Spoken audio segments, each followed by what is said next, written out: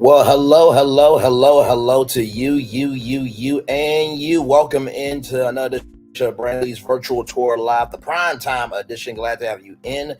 Trevor Noah left the Daily Show, and he is on his way to doing a new podcast with Spotify. But is everything okay with Spotify and Trevor Noah? I will tell you more about that. Russell Simmons is back in the news. Last time we talked about him, it was in association with L.A. Reid with a lawsuit that L.A. Reid has with another person. Russell Simmons is somehow in the mix with that. Well, this lawsuit is just Russell Simmons. I'll give you more intel on that.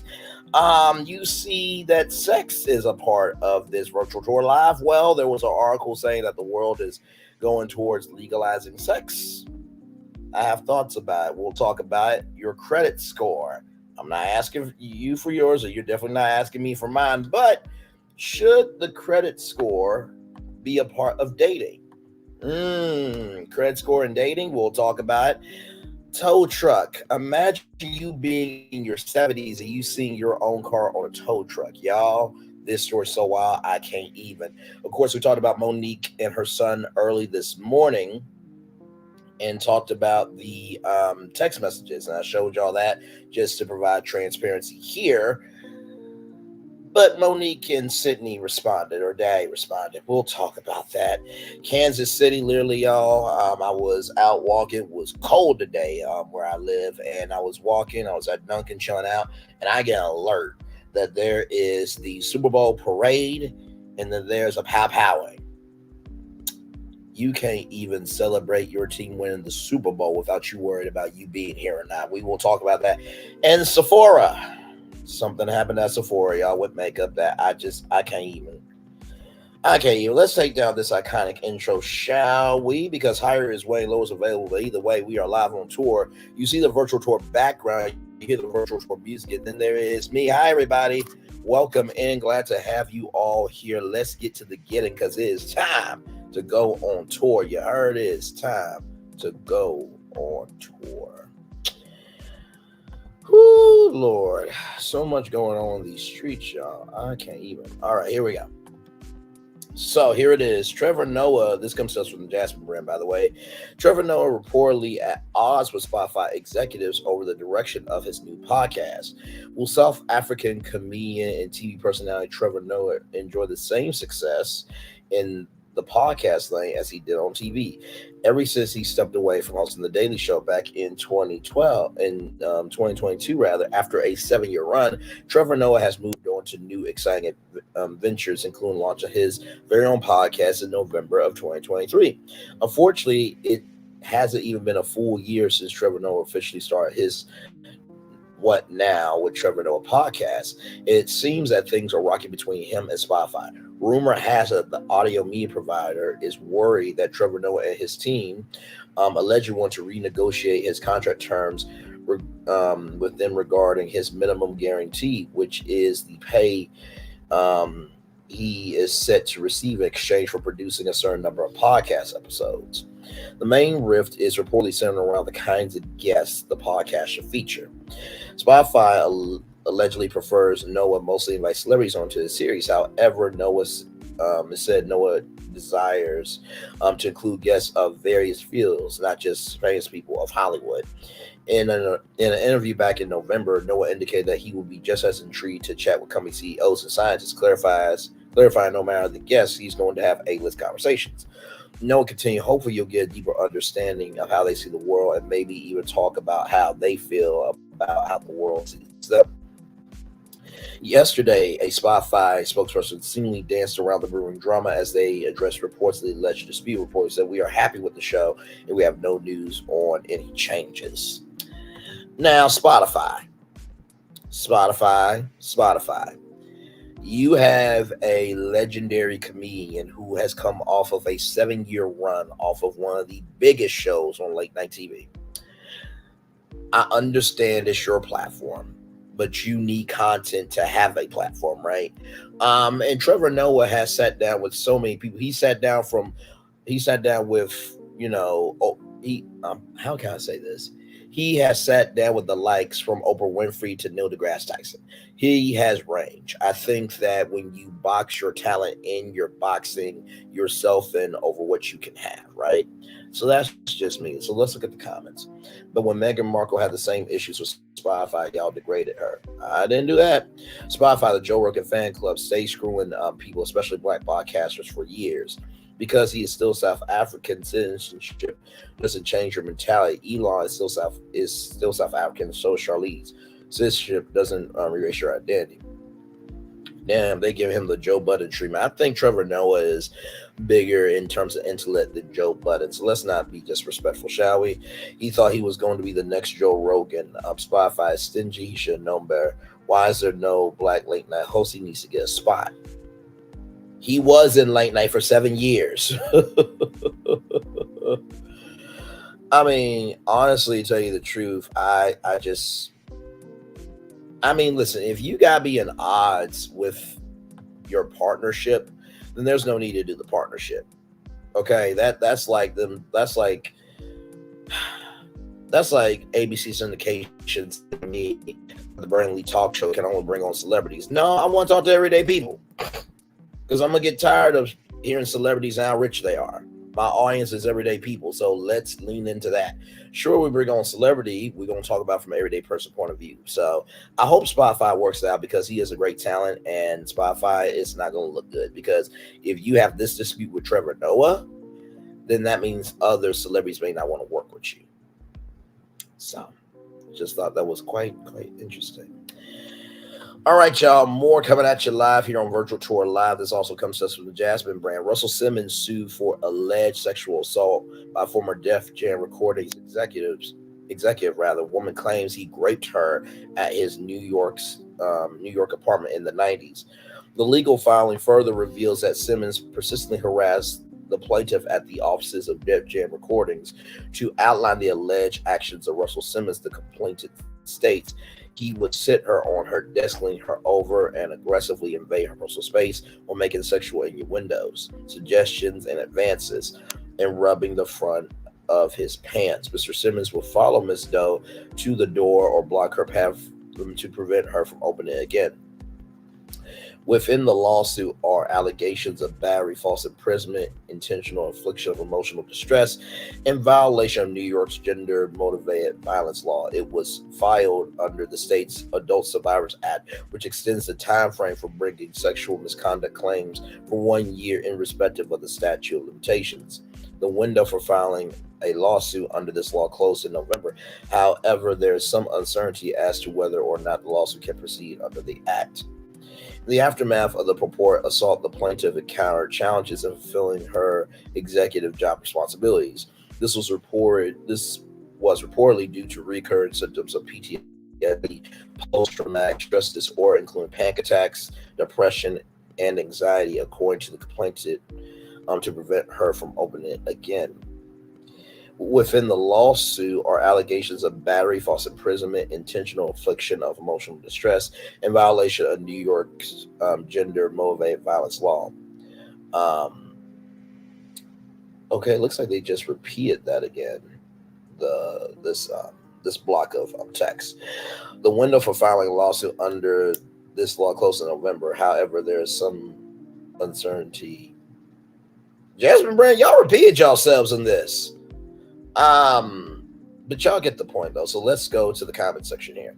Baby, that man will drink the Kool-Aid before ever returning to America to face his crimes. Why y'all think he moved to a country where it's legal to date underage girls? Oh wow, the man's not coming back to America. How many lawsuits is this now?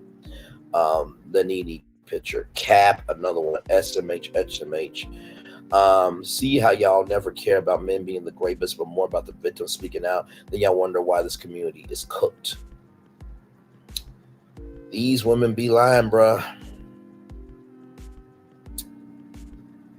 You know, Pastor Smoke,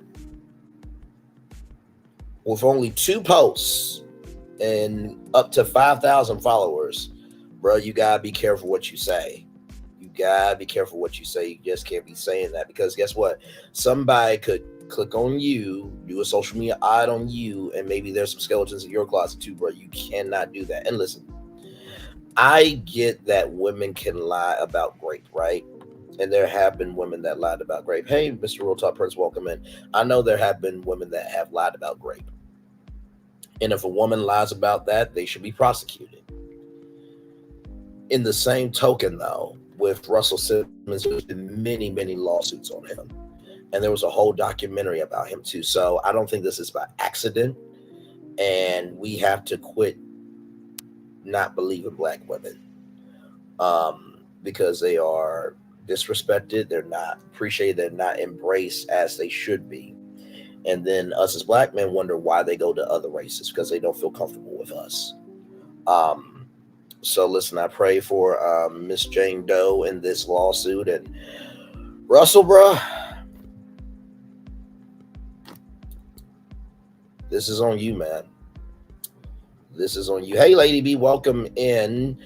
We just talked about Trevor Noah having problems with Spotify and his podcast. Allegedly, Spotify is telling Trevor Noah that he should bring only celebrities onto the show when he wants to bring a spectrum of guests. And then Russell Simmons here sued for alleged sexual assault by former Def Jam Recordings executive. Woman claims that he raped her at his New York apartment in the 90s. So there is that. Okay. Lord help. All right, y'all. This next article comes to us from rollingout.com. So, why the world is moving towards legalizing sex work. Okay. Imagine a world where the oldest profession isn't shrouded in shadow, stigma, and fear. A world where sex workers can navigate the streets with confidence, negotiate terms freely, and access to healthcare without shame. This isn't a utopian fantasy, but a growing reality fueled by a global movement advocating for the legalization of sex work. But why is this seismic shift? What is prompting countries to dismantle century-old laws and embrace a radical approach? Join us as we delve into the complex arguments for legalization, explore the evolving global landscape, and navigate the heated controversies surrounding the sensitive topic. Buckle up because the future of sex work might just surprise you. The arguments for legalization. Proponents of legalization point to several key arguments. Human rights and worker protection. Criminalization marginalizes and stigmatizes sex workers, making them vulnerable to exploitation, violence, and abuse. Legalization, they argue, would recognize sex work as legitimate work and grant sex workers basic human rights, labor protections, ensuring their safety and well-being. Public health benefits. Legalization allows better regulation and oversight of sex work, facilitating access to health services for sex workers and clients. This includes HIV and AIDS prevention, STD testing and treatment, and a harm reduction strategy. Studies have shown that decriminalization is associated with reduced HIV transmission rates. Number 3, reduced crime and exploitation. Criminalization is often cited as driving sex work underground, making it easier for traffickers and pimps to exploit vulnerable individuals. Legalization with proper regulations can bring sex work out of the shadows and provide opportunities for law enforcement to focus on combating human trafficking and abuse. Number 5, individual autonomy and agency. Legalization acknowledges the agency and choice of individuals engaging in sex work. It allows them to negotiate terms, set boundaries, and work in safer environments, ultimately empowering them to make informed decisions about their bodies and livelihoods. Number 5, economic implications. Sex work, though often hidden, is a significant economic activity in many countries. Legalization can bring this activity to the formal economy, generating tax revenue and contribute to economic development. Now listen, you don't think during Super Bowl weekend that there weren't that the Bunny Ranch wasn't busy and brothels in Las Vegas weren't busy during Super Bowl weekend? Like I said, that was a busy weekend for a lot of hotels and restaurants and bars, okay? Restaurants and bars, rather. Let's keep rolling here. So the landscape of legalization, the global landscape regarding sex work legalization is diverse and evolving. Several countries have implemented various forms of legalization, including New Zealand. In 2003, New Zealand did criminalize sex work, recognizing it as work like any other. Germany, since 2002, Germany has operated under a regulated system where sex work is legal and taxed. The Netherlands has a long history of regulated brothels with sex workers considered self-employed individuals. Northern Ireland in 2021, Northern Ireland became the first part of the UK to decriminalize sex work. Other countries like Argentina and Uruguay have also taken steps towards decriminalization and or adopting the Nordic model, which focuses on criminalizing clients rather than sex workers. So, key considerations and controversies. While the tide seems to be shifting towards legalization, it is not without its challenges and controversies. Opponents argue that legalization could normalize exploitation and trafficking or even increase demand for sex work. Concerns also exist about potential unintended consequences of specific legislative models. Navigating these complexities requires open dialogue, evidence based research, the inclusion of diverse stakeholders, including sex workers themselves, in shaping policy decisions. The debate over sex work legalization is far from over. Opponents raise valid concerns about potential pitfalls. And navigating sensitive cultural and moral frameworks adds further complexity. However, ignoring the voices advocating for reform does a disservice to the human element at the heart of this issue. Legalization isn't a magic wand, but a step towards acknowledging the agency of sex workers, prioritizing their safety and well-being, and comforting broader societal issues like exploitation and trafficking. This doesn't mean blindly adopting a single model. Each context demands nuanced solutions. By fostering open dialogue, embracing evidence based research, and including all stakeholders in the conversation, we can move beyond rigid moral stances and chart a path towards a future where sex work exists within a framework of respect, human rights, and effective public health measures. This future may not be perfect, but it holds the potential to be a fairer, safer, and more than just one for all involved. So this story was used with artificial intelligence technology. So, what do I think about this story? You know, I think personally with this story, I think it is very complex and layered because some people look down on sex workers. I mean, hell, if you haven't seen P Valley, down in the valley where the girls get naked, if you want to throw it in, she can shake it. 1, 2, break them. 3, 4, break them. Big boys, they get all the dollars. We all watch that show. We all know Playboy Centerfold. We all know the sites. I covered on Virtual Tour Live of how the parent company, AYLO, the parent company of P Hub, had to pay $3.2 million because they admitted that they profited off of sex trafficking, right? So, with all that being said, I think a lot of times the reason why we judge sex workers and sex work is because it's unholy, it's this, that, and the third. However, sex has also been a regulator for a lot of people. Like I said, in Vegas this Super Bowl weekend, you don't think that there weren't people in hotels having a good time? You don't think there weren't people going for 4 quarters? Okay, while the Super Bowl was happening, there were people having a Super Bowl in the bedroom. Listen, and at brothels. So, and I do think that, for these sex workers, right? They go put themselves out here each and every day to do this work for them to make a dollar, right? And some of them don't even stay in it long because they're just trying to stack up their bread so they can go do something else. If you guys remember P Valley and Brandy Evans, she wanted to open up her own dance studio to teach young girls how to be cheerleaders and, dancers for the NFL and, ballet and what have you. So I don't think every woman's story is the same. And, I don't know if sex work will be legalized or not, but I thought this was an interesting article to bring up because, listen, sex is so taboo, but yeah, everybody's doing it. You know what I mean? So, but yeah, I think that sex work being legalized is going to be a very hard battle. Would I be for it? Yeah, I would, because at the end of the day, these women deserve to be protected, respected, and understood. But also, too, I recognize that not everybody is going to be for that, right?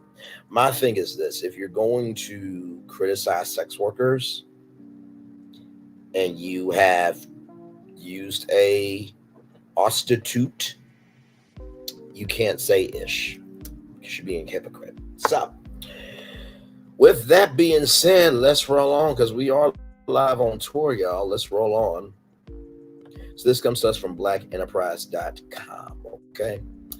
Neon Money Club creates discussions around money via score dating app. Although there is some merit in discussing finances before marriage, as is often cited as a leading cause of divorce, credit scores are a flawed metric of financial health. Score, a dating app launched by the financial platform Neon Money Club, is aimed solely at people with excellent credit. A move its founders say is designed to create discussion around finances. As TechCrunch reported, the idea for the app was initially birthed in 2023 at Afrotech. So Afrotech is a huge conference for technology in terms of the Black community. In a press release, CEO Luke Bailey explained what drove them to take the unorthodox approach by tying access to the app to credit scores. Financial wellness often takes back seat at Neon Money Club. Our mission is to inject financial awareness into the fabric of everyday life. To achieve this, we have to take the conversation rather to places where it isn't normally discussed. Score by Neon Money Club is our first major attempt at doing this, Bailey said. Score aims to elevate the discussion around financial health, which has remained stagnant for decades.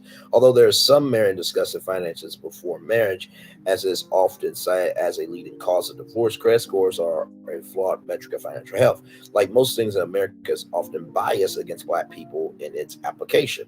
According to CNBC, Black and Latinx people have often lower credit scores that can't be divorced from multiple reports indicating that Black and Latinx people have less actual wealth than white Americans. Race may not be factored into credit reports on a hard basis, but the factors that go into determining credit score will often end up working against Black people.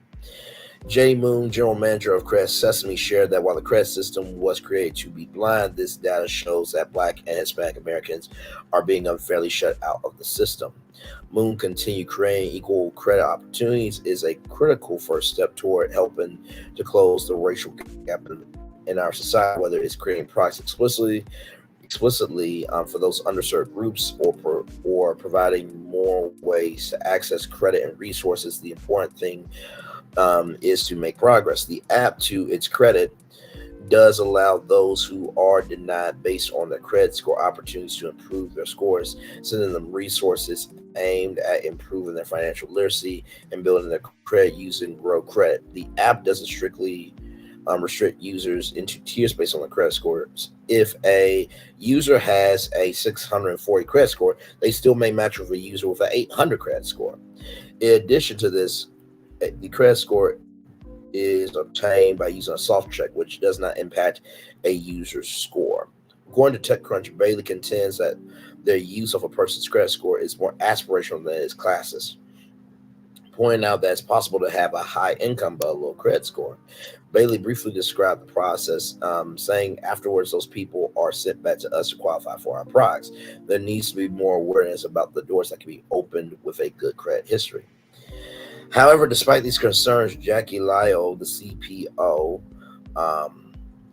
the chief product officer of Neon Money Club, says there is more planned on the horizon to create discussion about financial health. Score is just one of the many rollouts we're doing to bring financial wellness to the table. Because the table itself is boring and outdated, Lyle said, we're beginning with love and we're in good company. A recent Federal Reserve study recognized that individuals with high credit scores are more inclined to establish committed relationships. Following Neon's Money Club launch in 2021, the company became the first Black-owned tech company to launch a credit card, American Express. I did not know that. That card, called the Cream Card, allows its card holders to transfer credit points into a cash value that they can use to invest in the stock market, similar in function to the Stash debit card, which purchases stock in various companies with each purchase or investment made. Wow. We are going to look up the Cream Card because I am very interested in that. You know, I find it really interesting, right, about this whole thing.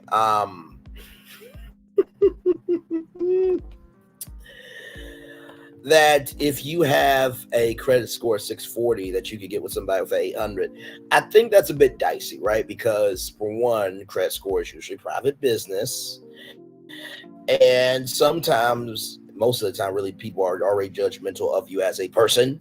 So now, if you have a 640 credit score, oh, if you got a 640 credit score, why are you talking to me? I'm at 800. So it does create a classist system, maybe not on purpose, but it does happen. You know what I mean? And that's just how I feel on it. I think good on them for being able to. I think good on them for being able to open up the conversation, but also too, they need to recognize that not everybody's going to be open to this thing, right? So let me show y'all the website here. This is Neon Money Club here, the dating app for people with good credit. 675 723. What people are saying, you see all of these: gold banking rate, fixture research, AOL, Fast Company, Complex, Medium, Fox Business, TechCrunch Podcast, TechCrunch, Morning Brew, LinkedIn, Yahoo Finance, Financial Times, Yahoo Finance, Straight Times, Corey's, Mashable, Scoop, Earth, Coverager, HT Tech, Noah News, English Jargon, Startup News, FYI of the Web, Business Insider, Africa, Robots.net, Trend Hunter, Ground, NZ Herald, and BNN News. They were going to let y'all know. Woo, Lord. So, I mean, hey, listen, we shall see what happens here. Then they have a Spotify playlist there as well. And then here is Cream, the card that lets you convert points to invest in the stock market. Now, I did not know that part of the story, that that company, the Neon Money Club, became the first Black-owned tech company to launch a credit card for American Express. That is a huge, huge deal. So the Cream card here, very nice card, by the way. Materials: 14 grams of metal dipped in cream for a premium matte finish. So here's how it works: earn 1.5 x points, 1.5 times points for all spend with the Cream card. Convert your points into investing in the stock market at Neon Money Club with one click. Neon Money Club matches the value of your points. For example, you convert 100 points to invest, we'll add an additional 100 points. Now, you can pre-order the card here. This card gives you more than points. You can choose to convert your points to invest in stocks like the Vanguard S&P 500 ETF, which has historically returned less than 10% per year, which means you get your money back. So there you go. It's their annual fee. For $128, you will get a premium design metal card packed with perks and backed by security and benefits of the Amex network. So that can mean you can also get into travel lounges and things like that. So I think it's cool. Shout out to Black companies getting into the world of tech and also credit. And maybe this might help our credit game and help our financial game step up. All right, y'all. More virtual tour live coming at you live. Like, comment, share, and subscribe. This next one also comes to us from Black Enterprise. Check this out. 79-year-old great-grandmother followed tow truck, exposed a auto theft ring. The great-great-grandmother spotted her 1999 Cadillac on the back of a tow truck after she had picked up her great-grandchildren from school. 79-year-old Noble Jean Napoleon followed a tow truck after she spotted her white 1999 Caddy on the back of it. Turns out the driver had been accused of allegedly selling dozens of stolen cars to an Oregon scrapyard. Napoleon had picked up her great-grandkids from school in her son's SUV when she spotted a tow truck driving by the gas station where she was at with her car on the back of it. The Oregonan report, Napoleon recognized her vehicle, which she had left parked at her apartment, and trailed the tow truck with the children buckled up in the backseat of her son's SUV. Now, 79 years old with kids, I can only imagine how scared she was, right? How scared those kids were, because, people are cuckoo out here. with a broken diagnosis for their mental health, and they need to get checked, go to the hospital and lay down for a few months. Anyway, that's neither here nor there. According to Oregon, Napoleon took matters into her own hands, pulling up alongside the tow truck and yelling for the driver to return the car. The great grandma allegedly chased the tow truck through North Portland, convincing strangers to help block the truck and confront the driver. No, no, no, don't beat him up, Napoleon said when she told some men she saw on the side of the road who had helped her. I need him to take my car back home. When the driver agreed to unhitch the Cadillac, Napoleon allegedly demanded he returned it to her parking spot. She allegedly followed the tow truck the entire way, the outlet reported. Um, let's see here. Tow truck driver identified as Joseph Allen Beard was allegedly a part of an unregistered company called Mater's Auto Recycling. Now, Mater from Cars is going to have a word with you. Listen, I am Mater, and I do not recycle a damn thing. I am in Radiator Springs. I do not like you stealing a grandmother's truck, grandmother's cat. That is completely disrespectful. I'm Tug Mater, but without the tug. Lord help. Beard and others connected to the company allegedly sold around 80 cars to Rivergate Scrap Metals. The scrapyard allegedly pocketed cash payments without providing proper documentation. The Oregon, the Oregon report. Napoleon reported the incident to police the same day, providing the license plate number for the truck that police had previously been tracking with a GPS device in a fraud investigation, according to the Oregon.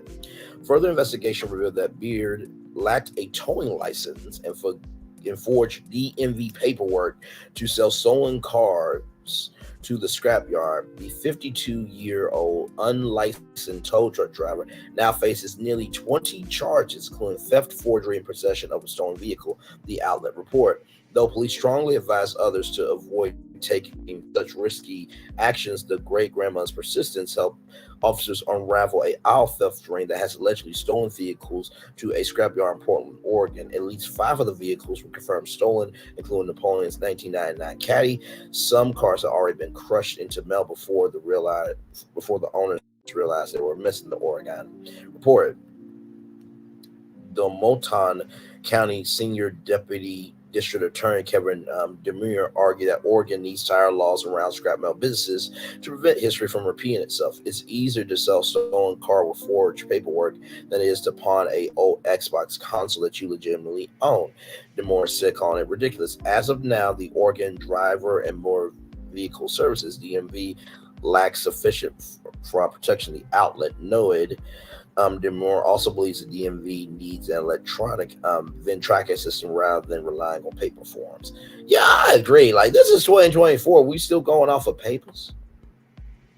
Really? Okay, child. I guess. First of all, shout out to that grandmother, that 79-year-old grandmother, whose name is, by the way, Noble G. Napoleon. I cannot imagine. So you're just minding your own business, picking up your great grandkids from school, and you see your car on the back of a tow truck, and you try to get your car back, and they run away from you. By the way, running away from her just made you look more guilty. And anybody will do something to make $1 out of 15 cents.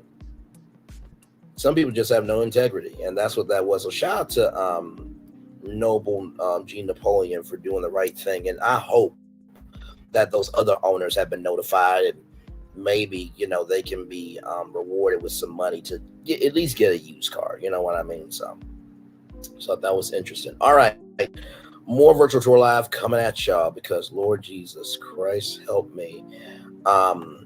So, oh Lord, Monique has something to say about her son speaking his truth, right?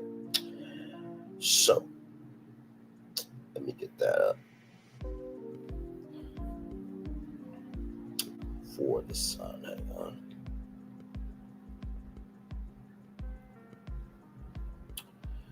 All right, let me see here. Sorry, y'all.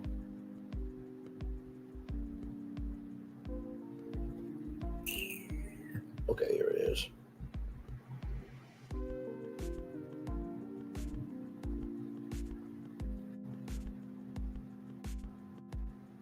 Okay. So I got the Sun pulled up. We'll do that in a minute. But this comes to us from the neighborhood talk. So basically, Monique and Sydney respond to Charlon about what he said about Monique. Sounds like my grandma plays no games. That part right there. Listen, you gonna give me my damn caddy. Listen, I know it's worth money, but I had to make money to spend that money on that. You heard? So Shalom responded after Monique brought the Sun up in Club Shay Shay's interview. Now, I don't know why everybody's getting on the Sun, because Monique brought him up. Not by name, but she said that the Sun was estranged. And guess what? If you talk about somebody in an interview, they have the right to speak on you. Like, my Lord, what we doing here? So Monique and Sydney had something to say. Let's roll it. Mothering skills, you should be ashamed of yourself. This is what I'll say. Let's let it play out. Because the same ones that said to me I was crazy, I was deranged, we watched it play out. So just like with my son, we'll watch this play out. And I do want to address this though, Shalon. When you say her daddy, then that's when mommy gonna say stop playing, because you know this has been Uncle Sid your whole life. Uncle Sid knew you before you knew you. So for you to say her 3 sons, yes, you're absolutely right. He has 3 sons. He can't claim you as his son because he's always been Uncle Sid, and he knows your daddy very well. And love that brother. And the irony of all of this is not what is said, but what's left off. Yes. See, you're leaving off the fact that the last time we laid eyes on you, your mother got you everything you needed for the newborn baby about 3 years ago. You're forgetting about how I, from Georgia, am talking you through getting your car after we gave you the half the down payment for it. And you were 31 years of age, 32 years of age at that point. And I'm negotiating the deal with the dealer for you as you sit there. And you have the vehicle you're driving right now because of your mother. These are the things that you're leaving out when you're expressing what you're expressing in reference to your mother. You're not expressing the relationship that you have with your father, where you spoke ill to him, not to mention spoke ill to your mother, but somehow your mother and father and I all have a loving relationship and communicate back and forth because of the love that we have for you. The one thing these individuals, and to the individuals out here that oftentimes speak after they've heard one side of the story, there's an old saying, believe half of what you see and none of what it is that you hear. Please don't take our word for it, but what we will convey is this. Those who are parents and have raised their parents up to being adults. Your children. Raise their children up to being adults. Right on. Those who are parents that raise their children into adulthood know that there comes a time and a place in which they determine their own decisions, their own path. You can have multiple children that are raised in one house, but they act and they take on different things. Young man, because of the challenges that this young brother has had with mental illness. So we're communicating that out loud to speak to our community, to say, listen, y'all, if we have more public conversations, there will be less private angst. Come on. There will be less private issues that we carry on because we're afraid to communicate in front of white folks.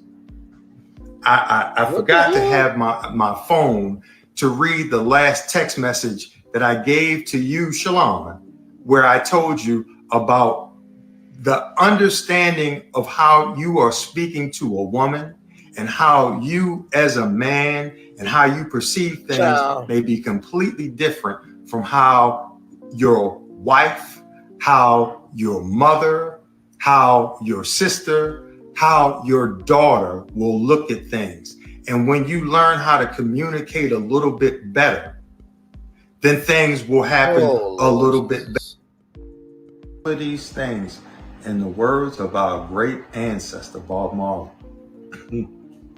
some people are so poor, all they have is money. Come on. Don't be that. Come on. Don't be that. I'm sorry to be chuckling. When I hear my son, when I hear you, Shalon, talk about money and stuff, it's like, baby, as I told you when you were younger, I told you as a man, don't let nobody introduce you to me. You know who your mama is. And when folks speak in reference to calling your seed, sometimes, especially when your seed decided to call things off with you because you didn't move for a 34-year-old, 32-year-old man in the time that he wanted to do, because you as a mother, you as an entertainer, you as an actress, you as a grandmother, you as a wife, allotted the time to see him, but he pushed you away. But then when it's time for him and it doesn't work for you, now it's a problem. Listen, it comes a point in time where when you become a man, when you become a woman, it is your obligation to do for you. To do for you. At 31, brother, 32, I'm sitting there on a conversation at the behest of your mother. Why? For you, because I love my nephew, and we still love you, Shalom. That's why your mother and your father interact with one another, to let them be aware of what's happening with you. So if you think you're not loved, that's because you're not paying attention. And there are other dynamics that fall into play in which we completely understand. And for you too, we're going to keep the light on for you. But I find it extremely ironic that the last time you saw me, you wanted to be able to call me dad.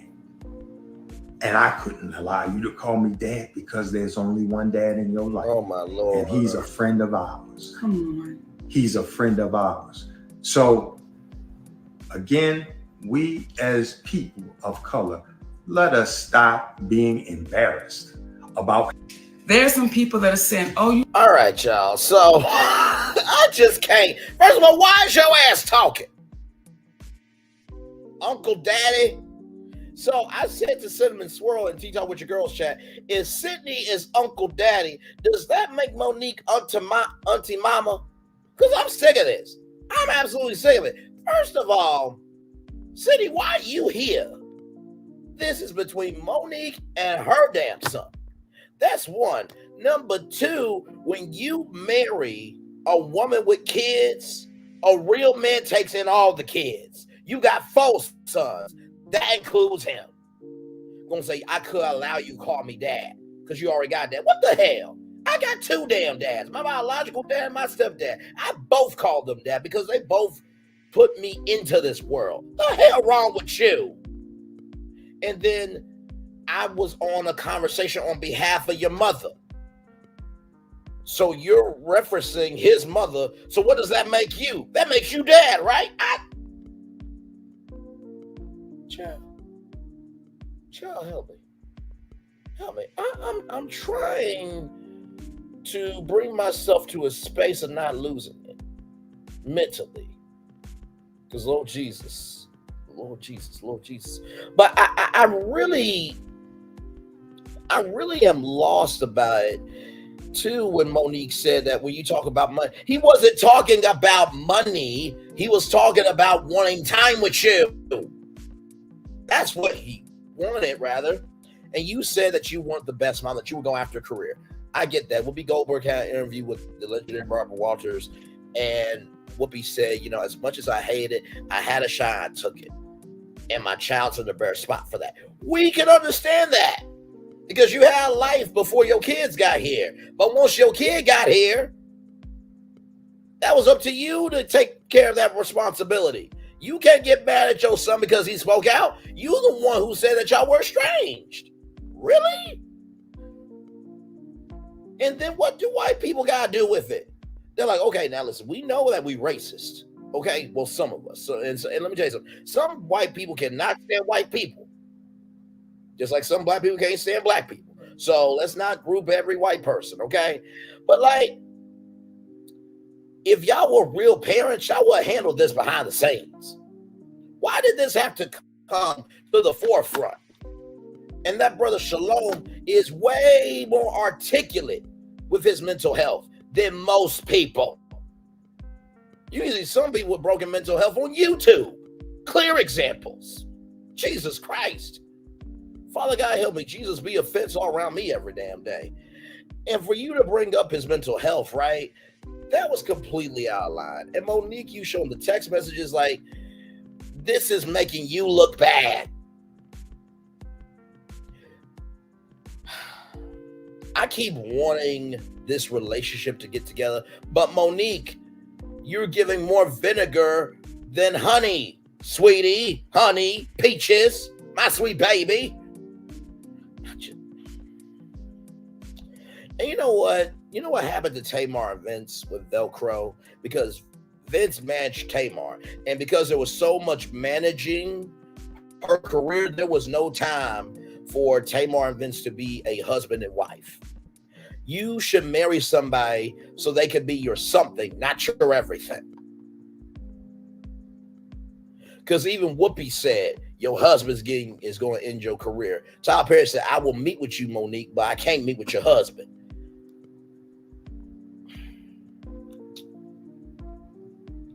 And like I said before, if my wife is in the game and she wants to give me an opportunity that could put me to for where I need to be, I will gladly take that. But I'll also let her know, listen, I've been hustling. I've been hustling to get to where I'm at. I don't ask for nothing because I know I got to work for it. That is different than my wife managing me, right? Because I am marrying her for her to be my something. I'm not marrying her for her to be my everything. So honestly, I just think that response from Monique and Sydney was bullshit. I really do. Make Your Headache said, if Monique can call her, if Monique can call and tell her story, her son can too. And Uncle Dad needs to sit this one out. It just irritates me that she always looks at him. She always look like she's looking at him for the answers and to make sure she says the things the way he said to. This is so toxic. Her child never got the reconciliation he deserves. How can you fight for Hollywood to do what's right, but not give that same energy into fighting and healing your child's heart? It's giving Precious vibes. I hope that young man finds closure. Auntie Monique, fix your sweet baby. All I'm saying, while you call Monique a deadbeat, mention that you don't speak to her, but she financially still looks out for you.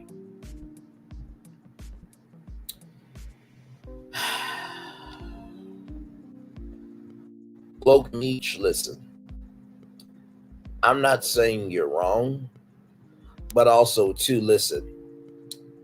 Just because somebody looks out for you doesn't mean they take responsibility, okay? Making your significant other's child refer to you as uncle is nasty, especially if he looks at you as a father. This is weird behavior. I'm not siding with Monique on this topic. Get this wacky dynamic duo off of my timeline. Wait a minute, did his stepdad just call him nephew? That's crazy AF. Because imagine your mama and your uncle got together. They got kids and everyone calling them mama and daddy and them son, and he calling you nephew. This is traumatizing. The pride of black parents kills a lot of the relationship with their kids, honestly. Put your pride aside and call that sweet baby and tell him you love him. He may not be ready to receive it now, but he needs to hear it, I feel. Sidney talking about helping his wife negotiate a deal for a car as if that isn't a part of parenting. It's funny AF. If my mama married my uncle, said I would have mental issues too. The grace she won't extend to her child is the same grace that Hollywood won't extend to her. If he had issues, get him help. She is so hell-bent on being the victim in Hollywood that she fails to realize that she's the villain to her son. Parenting can be hard, but don't publicly shame your child mental health status when you're obviously a part of the diagnosis. Oh my Lord. He actually didn't leave anything out. He clearly stated that you bought him, which is which is what he did want. You're literally proving him right. Everything y'all did was financial. The whole not being able to call him dad thing is cap. If you treated him like he was your own, he would acknowledge you as such. Not y'all throwing up, you bought clothes for the baby like it's not your grandchild. Call your problem and get off the internet. That's your problem.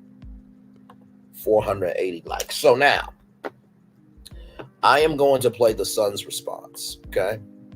I'm going to play the son's response, okay? Turn this all the way up. Okay, here we go. Aaron, so I'm just going to get straight to it. Hi, I'm Shalon. So I find it unique that my video was in response to my mother and not her husband, but yet he still had the most to say, which isn't uncommon.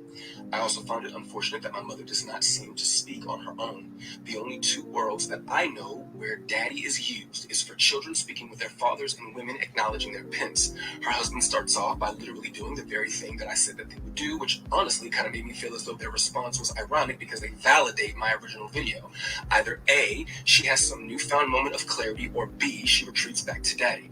In her retreat back to him, though, he does not acknowledge what I did say, but instead begins to create a new narrative of things that I did not say, which negates the effects of a response video.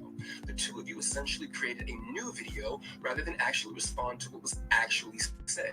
You also brought up my father. My father, though, is not doing interviews talking about me. In quick regards to the three sons comment, under the context in which your husband was speaking, by your rationale, Ma, he should have easily had no problem saying 4 sons, especially since you say he knew me before I knew me. The two of you can sometimes come off as seekers of weak levels of empathy from others, while at the same time sidestepping any accountability that one may need to take to attempt to address what I said to another man, while also trying to make your wife victim number one. Has nothing to do with you. My father did not need you to speak for him. You're her daddy, not his. My mother has been speaking on our relationship for years. So to imply that only one side of a story was told when there are several articles and interviews throughout the internet discussing my strained relationship with her, filled with quotes from your wife speaking directly about me, while also providing vague context and downplaying the impact of an uninterested mother. I am 33 years old and have had ample opportunity to go to the media and tell some BS story for a BS amount of money, but instead I am on TikTok expressing my feelings for free. If the two of them were paying attention, I literally explained in my first video why I am responding using TikTok. And I should not have to repeat myself. My mother also states there are some people that are saying, oh, you should be ashamed of your mothering skills. You should be ashamed of yourself. This is what I say. Let's let it play out. Because the same ones that were saying, oh, I was crazy, I was deranged, we watched it play out. So just like with my son, we're going to watch this play out. First of all, who the hell is we if it ain't you and I reconciling our relationship? Second of all, it's power in a word. Nobody is playing, but I can understand why you would use that word specifically. As you stated in the Clip Shay Shay interview, you had the mentality of a 15-year-old child. You required a man to raise you, and you were acting like a little girl. These are your words. It doesn't matter what context I have them in. This is how you thought of yourself as a grown adult who was someone's mother. Last time I checked, Monique fans, a 15-year-old grown adult who acts like a child but is in search of their daddy, they don't typically make efficient parents. But hey, I could be wrong. On a serious note, to sit there, let me tell you something. Monique is a comedian, but this brother is a commentator. To pass my response off as a moment is disturbing and insulting to those of us who do have mental health issues. The way I presented myself was no different than my mother and her daddy presented themselves when addressing D.L. Hughley. And her precious sweet babies ate it up. D.L. is wrong because he's so loud. Mo and daddy are right because they're so calm. But I, for some reason, don't get the same energy. To simply try to call me crazy is dismissive and cowardice. Attacking somebody's mental status is a clear sign that you have zero to stand on. Furthermore, what kind of person still has a text message from their wife's son that is over 2 years old, still in their phone, saved just for the purpose of re-showing it to Lord help. What I specifically remember about that message is that at the end of it, you said something along the lines of, if you don't respond, I understand. I could care less about what your message was about, but for you to say in the message, if you don't respond, I understand, why was it then that when you and I did speak, after that message was sent, the first question out of your mouth is, hey man, how come you didn't respond to my text message? I found that, like I said, she's the comedian, but he's the speaker. He's the public orator. Man. That that was not what that situation was about. My mother showed me how conceited she is in that situation that you were referring to. For a woman to villainize the he's definitely got David Chappelle. He definitely got Dave Chappelle energy of saying what needs to be said with articulation and soul. Oh, he definitely got Dave Chappelle energy for sure. Last time I checked, I was a new parent. I didn't get a new house. I didn't go on vacation. I didn't just get a new game system. I had a baby. And in those 2 days that you did not hear from me, I was handling my business as a man and a father. But I'll assume your phone and the phones of those around you were all broken, which I wanted to believe was the reason why you did not respond to a message from your son expressing his concern over some bumps that your grandchild had on her back. You would later make it your business to tell me that you got the message and chose not to respond because her other grandmother is a nurse. Damn the fact that she is also your blood. And shout out to Nana. My baby girl loves her some Nana. The statement about money and then stating, don't let nobody introduce me to you, is not a competent statement to make because it wasn't a complete sentence, nor did the two things correlate with each other. And when did you have the time to introduce yourself to a son that you weren't interested in and didn't do the best job you could do? I'm starting to think that you're not hearing yourself. To address money, you gave me. You did. This makes me feel bad. This ain't even directed towards me. I'm hurt. Yes. Thank you again. Thank you. My girlfriend and I were already prepared to put our money together and get a car. You and your husband called us one day and stated that y'all were going to give us $5,000 for a down payment. We said, okay. You then called us back a day or two later and stated that you would be giving us $10,000 for a down payment on the car. You and him made the conscious choice to give us that money. We did not ask you for anything, but this is an example of a rich person doing something for you. And because, an example of a rich person doing something for you because they want to do it for you. But because it doesn't have the desired effect that they want it to have, you are inconsiderate and ungrateful. But let's take it a step further. I eventually would uncover that my mother had left me a UTMA worth $45,000. You never brought that account to my attention. You claim it was because you forgot that you even set it up in the first place, which validates my original point. Who forgets that they invested $45,000 into a child that at that time is the only child? When I was homeless, and I called you to help me figure out how to access the account, you said, Shalon, I don't even know what you're talking about. And if I did, why do you think I would help you? After finding out from the Georgia Department of Revenue that they had been sending me mail to 3 separate Georgia addresses, all of which I lived at with you at some point or another. For the life of me, I can't grasp how those letters managed to slip by so many people at 3 different locations. I did, however, eventually get access to the money and the brokerage account that you had set up for me with Morgan Stanley. To be fair, what you put together for me was amazing, especially had I let it sit for a year or two, which made it bittersweet that you wouldn't have wanted to help or even educate me on how to manage what I had. My blowing through that money is all on me, and I have to take my accountability for that, and it's a lesson learned. Sydney stated that the last time that him and I spoke, I wanted to call him Dad. The actual truth is that I wanted to call him Pop. Calling you Uncle Sydney, but my mother calls you Daddy, and the boys call you Daddy. It was getting a little awkward. And yes, for a very short time, I did feel that way about you. But the more things change, the more they stay the same. Oh, blood Jesus. It's almost done, y'all. Man. I do just want to really quickly give a really, really big thank you to the support that I received throughout this. I didn't think that was something that was going to happen. I didn't make that video to have a tennis match with my mother. I do not plan on making any more videos. This is it. I've said what I wanted to say. To me, if you're not going to acknowledge, you've already shown me that you don't care enough to acknowledge what I did say. So I definitely don't have the expectation that you're going to acknowledge now what I'm saying. So it is what it is. But once again, I want to say thank you again, man. That day before I posted that original video, I went to sleep with 25 followers that I probably could name all. I could name all 25 of those people.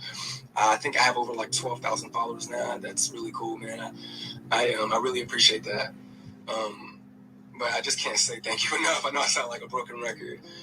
But I do appreciate the love, and best of luck to my mother in Sydney. And I hope that the Cat Williams tour is incredible. I really, really do.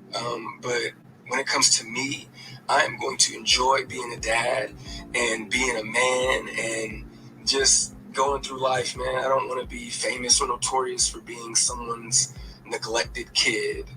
I don't want that to be my story. And I only said what I said just to provide context, not to become anything. But y'all be safe, man. Peace. Now, see, that was an articulate young man who was airing out his feelings. That is a person with mental health issues that we should be supporting. That is a person who could do a whole YouTube channel and people would actually like him because he takes responsibility for his misdiagnosis. He's not causing chaos, drama, and strife. And he does not respond unless it needs to matter. We have to get past the point that just because you have a mental health diagnosis means you get to do what the fuck you want to do. No. Not in my house. Just because you have a mental health diagnosis doesn't mean you get to be a fucking cunt or a bitch or an asshole. You don't. There are plenty of people that don't have their mama. There are plenty of people that don't have their dad. There are plenty of people that have lost their sons, their daughters, dog, cat, fish, goat, pig, whatever the hell. But somehow they go get therapy. Somehow they go to a rage room. Somehow they give enough of a fuck about themselves to fix themselves and not cause a lane of destruction on the highway of life. That brother said what he needed to say. He was not disrespectful to his mama. He was very calm.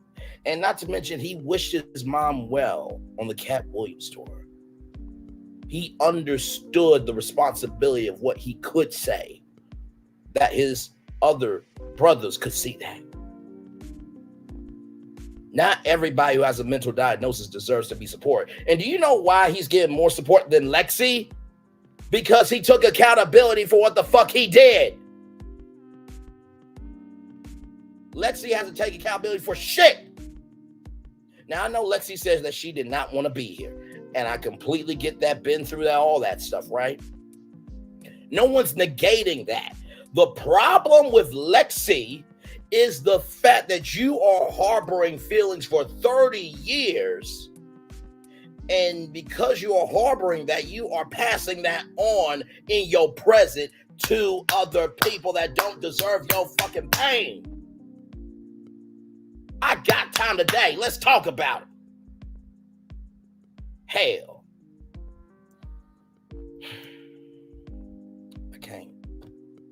I can't do it. I can't do it. And I try to be loving, kind, and gracious to people. But sometimes you got to cut them off at the head mentally. Like a snake. You know how they said a snake moves from the head down? Sometimes you got to cut off the snake's head mentally. Don't worry about the size of the snake. Worry about the colors of the snake, and that'll tell you how dangerous they are.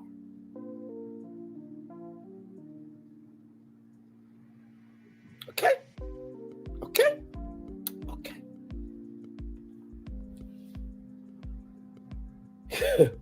And finally, don't use anything in the English language as a logo on your YouTube channel when you don't have the mouth to be articulate. Okay? How about that? Hell. Child. My take on what two situations.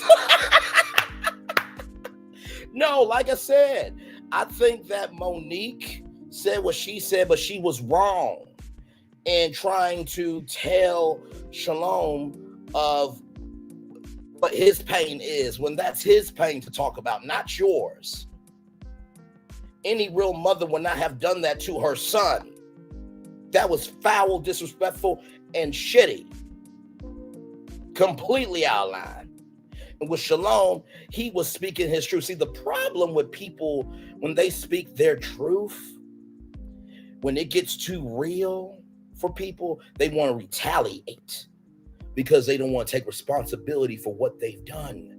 Parents forget that when your kids get 18, when they get in their big grown age, that they got privileges, rights, and responsibilities that they can activate too. Okay.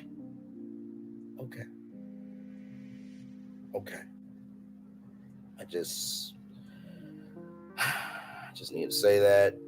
I know people going like, oh my God, he's an angry black man. No, I'm just tired of people thinking that because they feel like they have a broken childhood and they don't have themselves together mentally, that everyone else has to suffer because they don't know how to heal themselves. Okay, so between Chris and Lexi, I can give my take on that. So, like I said, with Lexi, like I said what I said, she is harboring feelings, right, that she is not allowing herself to be free from.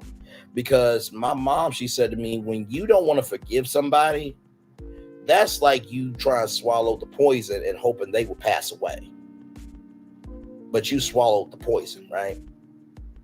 So with Lexi, I understand how she feels. I understand being neglected. I understand not being seen. I understand no one hearing your voice. In the words of Tim's story, how life can take the shout out of you. But also, too, you have to be responsible for the conditions that you create. Now, with Chris Fletcher, no man is perfect, just like no woman is perfect. And I don't think Chris would have it in his heart not to care about his daughter.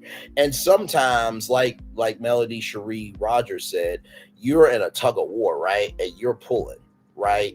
And guess what? The more you pull, the more rope burn gets onto you. And also, too, sometimes kids reach out and the parents don't acknowledge the kids. Sometimes the parents reach out and the kids don't acknowledge. If Chris has been, and we don't know, but if Chris has been reaching out to Lexi and Lexi's been not responding, then what is he supposed to do? He tried to send gifts to the kids for Christmas and she sent them back. Just because you are broken don't mean your kids have to be broken. That's their grandparents.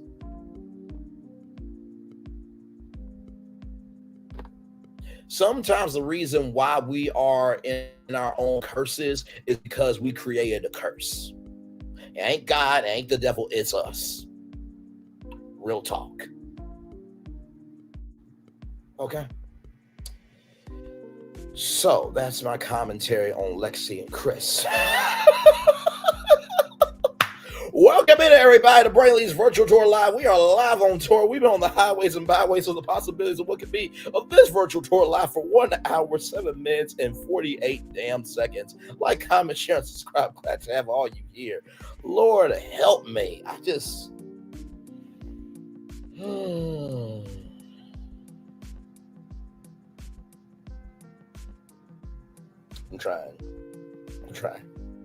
trying to keep it cool. I can't. Ah, man. By the way, last thing, anybody can say they're free of something. Is another thing for a person to live out their freedom. Don't talk about how free you are. Just live it and shut the fuck up talking. Question, did Chris and Nell talk about Lexi publicly first, or did talk about them good or bad because Mo said something about him first? Well, here's the thing, right? If we remember this past season, season 6B of Love and Marriage Huntsville, right? They talked about Lexi, right? Because she was on the show. That was within context of the episode, right? So Lexi said, and I quote, that they talked about Lexi's mom for, 10 minutes or 15 minutes.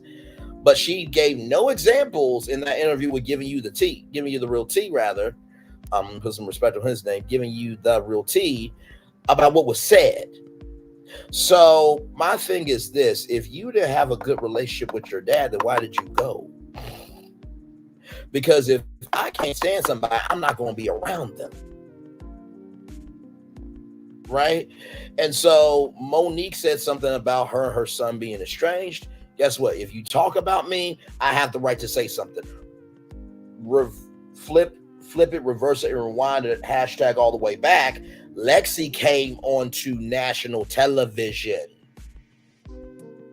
Chris and Nell now acknowledged Lexi, and she was in the scene. So they didn't really do anything to her. She took an inch and made it a mile. Okay. And like I said, right is right and wrong is wrong. I don't want anybody to ever feel like there is nobody in their corner that doesn't love them, care about them, or want to embrace them. Because being in that place of wanting to take yourself out is a horrible place to be. But y'all, if you bring yourself onto national TV, you're going to get talked about. In the words of Roland Martin, if you do good, I'll talk about you. If you do bad, I'll talk about you. So what the hell we talking for? And Lexi big mad because everybody got something to say. Lexi, did you go to the Fletcher family dinner or did we? What it is? Hell. Meanwhile, y'all remember dance moms and how some of the dance moms are trying to live through their daughters? Some of y'all who have broken mental diagnosis because your childhood wasn't fixed, you're trying to defend somebody that's just as broken as your ass. Hell.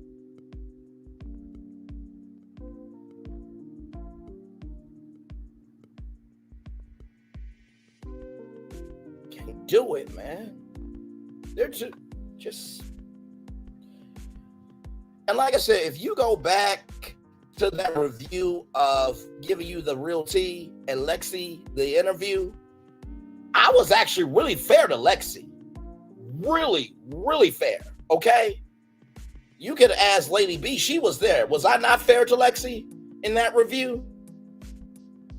Because I tried to look at it from being a child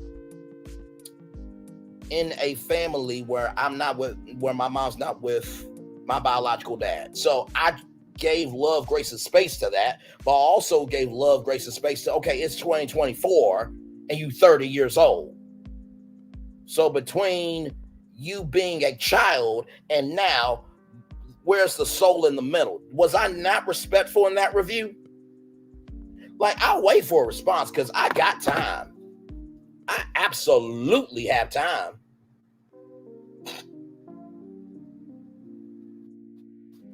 Hey, what we doing here? Child,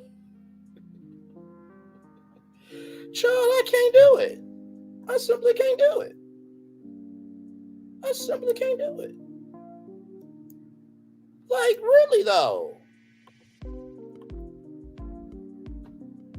And here's another thing, too. Just because you can't stand everybody, have a difference of opinion, how can I put this? Just because you have a difference of opinion, you hate everybody who went on Lexi, doesn't mean we have to give a fuck about your opinion. Because honestly, no one gave a fuck about you in your past, present, or afterlife, heifer. Nobody.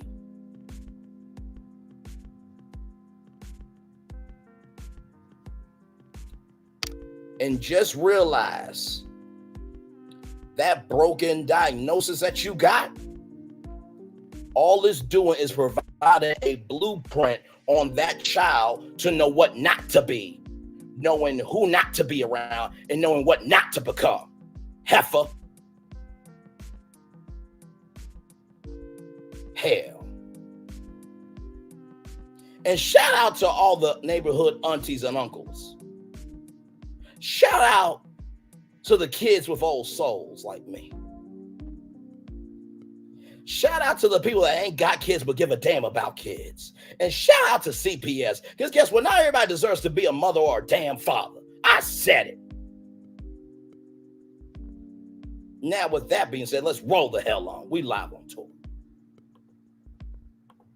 And if what I'm saying ain't true, don't you fucking respond. But if you respond, it must be true about your ass to some degree. Hell. And you know the sad thing? We ask as a black community, can somebody please give a damn about us? Can somebody please give a damn about us? Can somebody please give a damn about us? And when the helpers come out to help, you criticize the helpers on how they're trying to help. But when they go away, you complaining. Where are the helpers at? Why would a helper come out and give a fuck about you when you complain about how they're helping your ass? Make that make sense. We want to build, we want to create ourselves up, but yet we destroy ourselves at the foundation. What the hell? Really? Y'all got a 29-year-old being more grown than people on YouTube who's in their 40s and fucking 50s. Are you serious? Are you fucking serious? Y'all should be having my attitude, not me having this attitude when y'all should be. What the hell? I should be a statistic. Not this articulate, not this educated, not this soulful. Are you kidding me? But yet y'all want Black kids to be this great. But when we come with that heat, oh, we're doing too much, huh? But yet your grandparents had my old soul, and guess what? Your ass made it. Let's talk about it.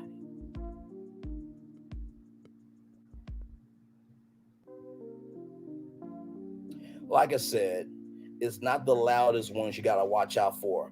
It's the ones that are still and quiet that you got to watch out for. Because their peace is so beyond the physical realm that when you try to hit the spirit realm, it matches in the physical realm. The reason why people cannot get their blessings from the spiritual realm to the physical realm, because as a man thinketh, so is he. So if you think that you are destructive, if you think you're a curse, if you think you're negativity, guess what? If you think that about your spirit, it gets into you. What the hell? I said this to my mom today. I said this last night on Virtual Tour Live. The same God that will remove you from people because he heard the conversations that you did not hear is the same God that could put you around good people because of the conversations he did hear. Let those people go who ain't doing good by you, who ain't giving a fuck about you, who are dragging you.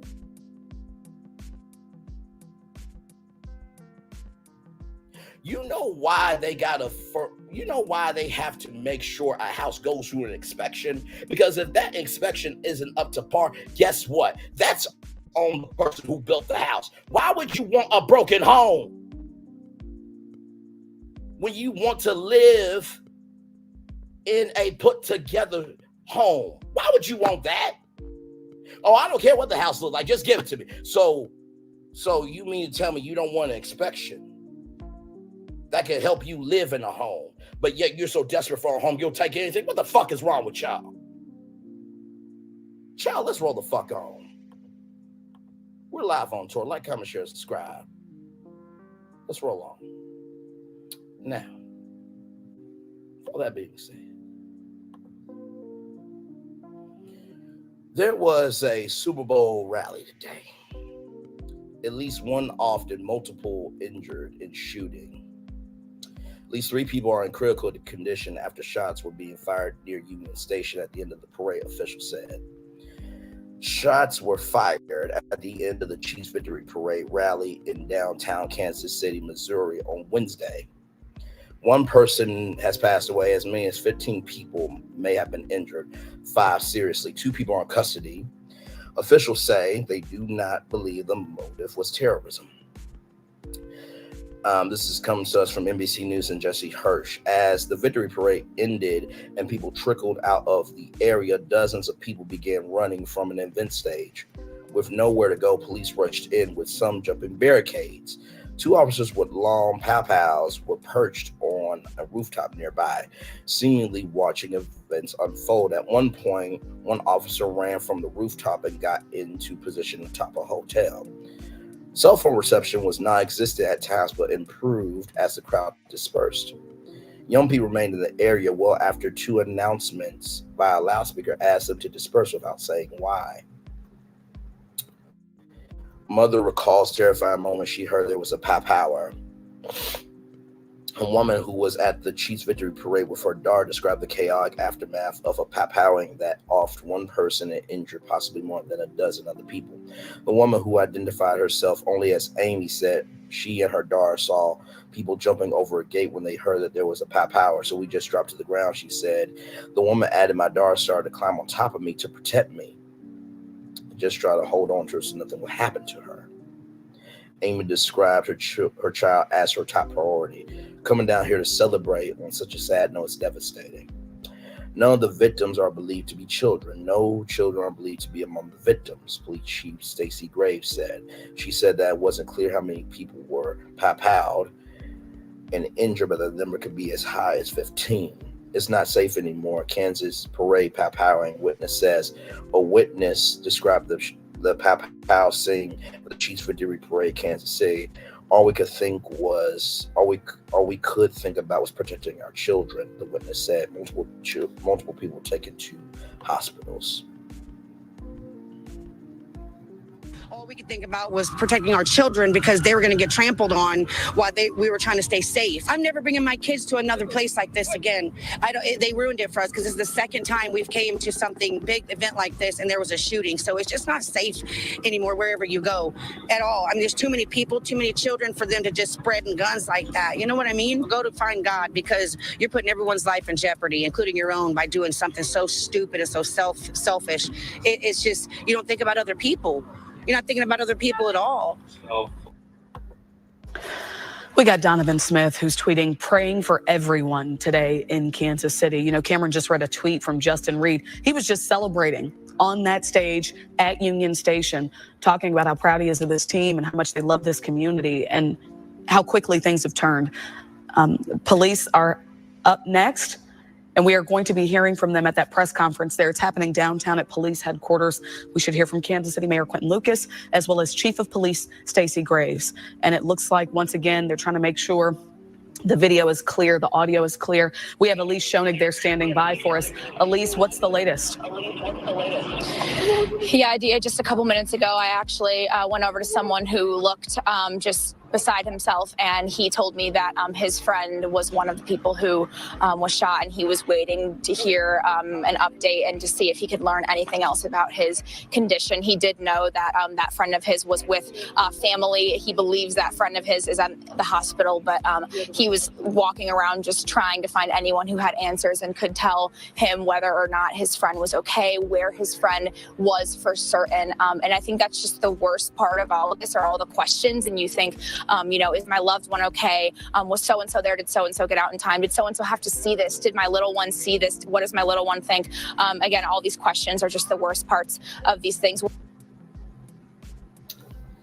Joining me right now is Monty. You were actually there on by the stage, and you were collecting confetti. Tell us what you saw and what you heard, Monty. Well, the first thing I saw was Casey Mo's finest jump the barricades, and they were telling everybody to move. And they went inside the building, and probably 1 to 2 minutes later, everyone started running out of the building, and you could hear people yelling, active shooter, active shooter.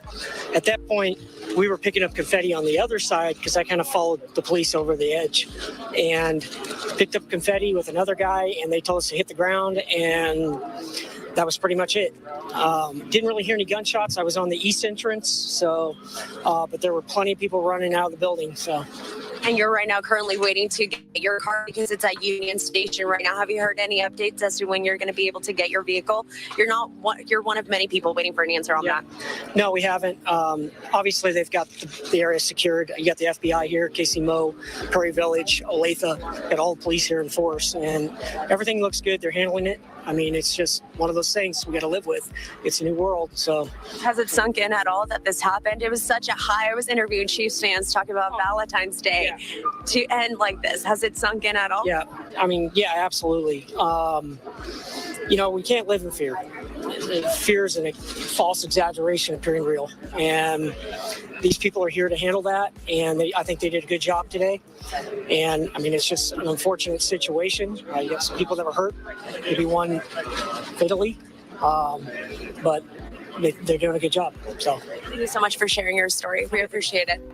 So the reason why I am taking time out to do this story is because, for one, this needs to be mentioned.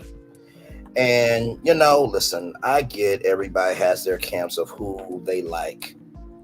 However, in the same token, to people who will go support a tattered, trifling, disgusting individual that will cause chaos, destruction, and mayhem, but would not give you the time of day in real life, I just want you to know you are an association, or you're an accessory to the ignorance, rather. Man. And the crazy thing is, it's amazing to me how people will support somebody that they will never meet, that they will not give a damn about them. And really, you just another passerby. When you know good to damn well you will not have that same love, grace, and space for that person and for a person in your own family. Really? That's what we're doing. You know, I said something on Chit Chats live. I said, you know, there's some cocktails that don't need to be consumed. There's some conversations that don't need to be had. And I mean that. Not everybody's truth has to be consumed, and not every conversation has to be had in life. Sometimes it's better to protect your peace than be a part of people's broken pieces, okay? Okay. Lord. Go back. Caitlin and Kevin, you guys had to duck for cover. Hey guys, a couple things. We did. In my 20 plus years in this business, I've never had to take cover so quickly because of an emergency, because of shots fired. And that's just what we did. Literally, with this desk we're standing behind as a barrier. We hit the ground and we kind of just got as low as we could. That's all we could do. Exactly. Called my husband, later told my sister-in-law, who was watching my kids, to please make sure they're not watching the air right now, because that would be scary for them to see. So, like I said, there are bigger... Hey, Cameron. Hey, Dia. Sorry, I'm just over here talking to a mom's and a son. Chrissy, you told me off camera your child went missing for an hour? A little over an hour. What was going through your mind at that moment when this happened? Well, it was right after the shots were fired. I didn't know if he was dead. I didn't know if he was injured. I had no idea. It was probably the worst feeling I've ever felt. Jaden, I mean, where were you when all this happened? What happened? At first I was following her, and then I turned around to make sure she was following, and she disappeared. So then I went to look for her and told her to stay where she was. And then when I came back to look for her, she was gone. I mean, go ahead. That's when everybody was fleeing and stuff. How scared were you? I mean, you didn't see either of your moms there. I mean, what was going through your mind? I was mainly just nervous because I heard a few gunshots, and that's pretty much it. I was just nervous. How many gunshots did you say that you heard? Around 6.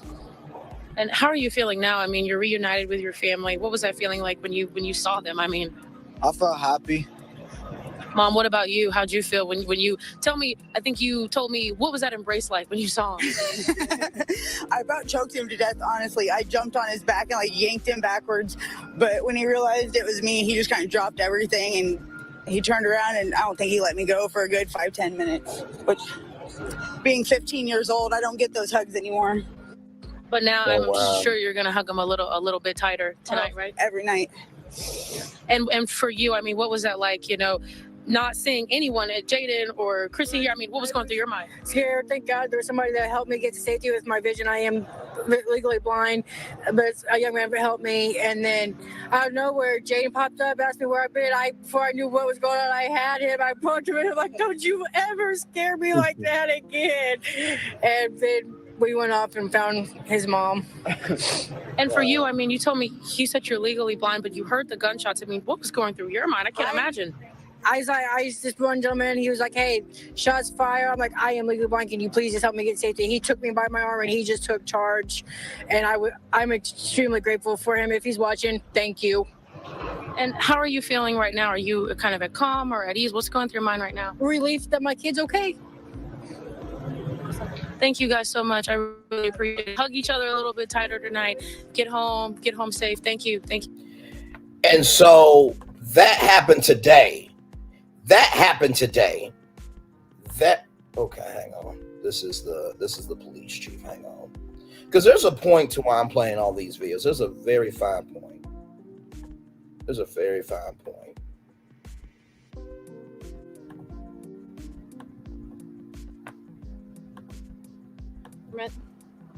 At the conclusion of the Chiefs rally, Tennessee Graves, Kansas City, Missouri Police Department.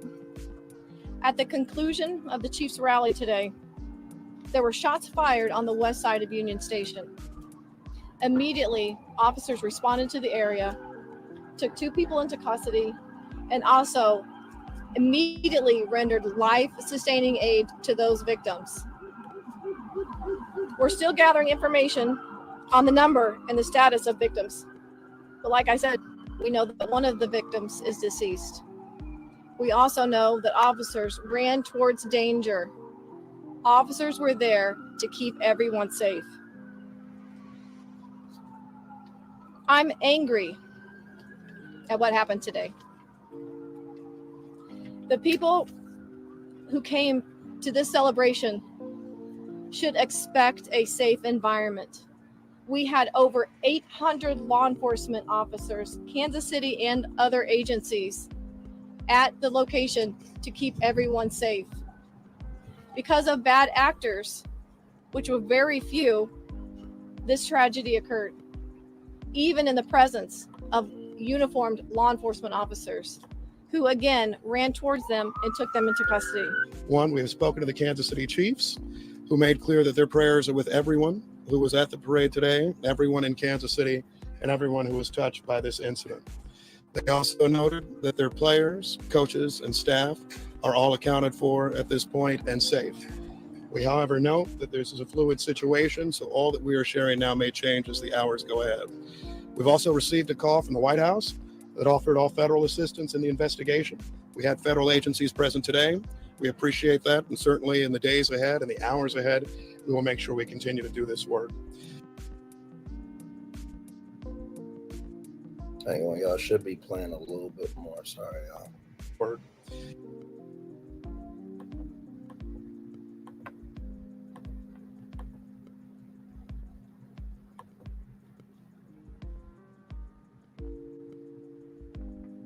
Okay, we was at what, 1 right here, I think. Here we go. They also noted that their players, coaches, and staff are all accounted for at this point and safe. We, however, note that this is a fluid situation, so all that we are sharing now may change as the hours go ahead. We've also received a call from the White House that offered all federal assistance in the investigation. We had federal agencies present today. We appreciate that, and certainly in the days ahead and the hours ahead, we will make sure we continue to do this work. So, the reason why I am giving the time, attention, space for this is because this is what we should be caring about. Not some cunt named Uncle Wanda who ain't got shit going on, who don't give a damn about nobody else except her fucking self, and who causes mayhem, chaos, and destruction. I said it. Sure. And also too, I can't stand supporters that will support somebody, but yet you feel like you don't deserve any smoke. Guess what? If you that big to support, you should be able to be that big to take the heat. Because and there's so many people on YouTube that have Nicki Minaj energy that they are big mad that people are using facts about them that are actual and factual.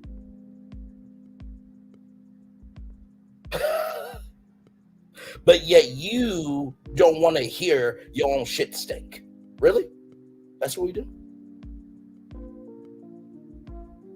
If you're responsible for what you do, you won't be criticized. Not saying you won't ever receive criticism, but at least people can work with you where you are because you give a fuck about what you do. And then being able to say, well, you know, people have blocked me out of chats and this and that and the third. Child, there are people in Africa that wish they could come to the U.S. to at least have an apartment so they can have a roof over their head, and you wonder and you concerned that people don't like you? Are you serious? Your issues are not that big to give a fuck about. Really? Really? Chill. Okay. That's what we're doing. That's what we're doing. That's what we're doing. Okay.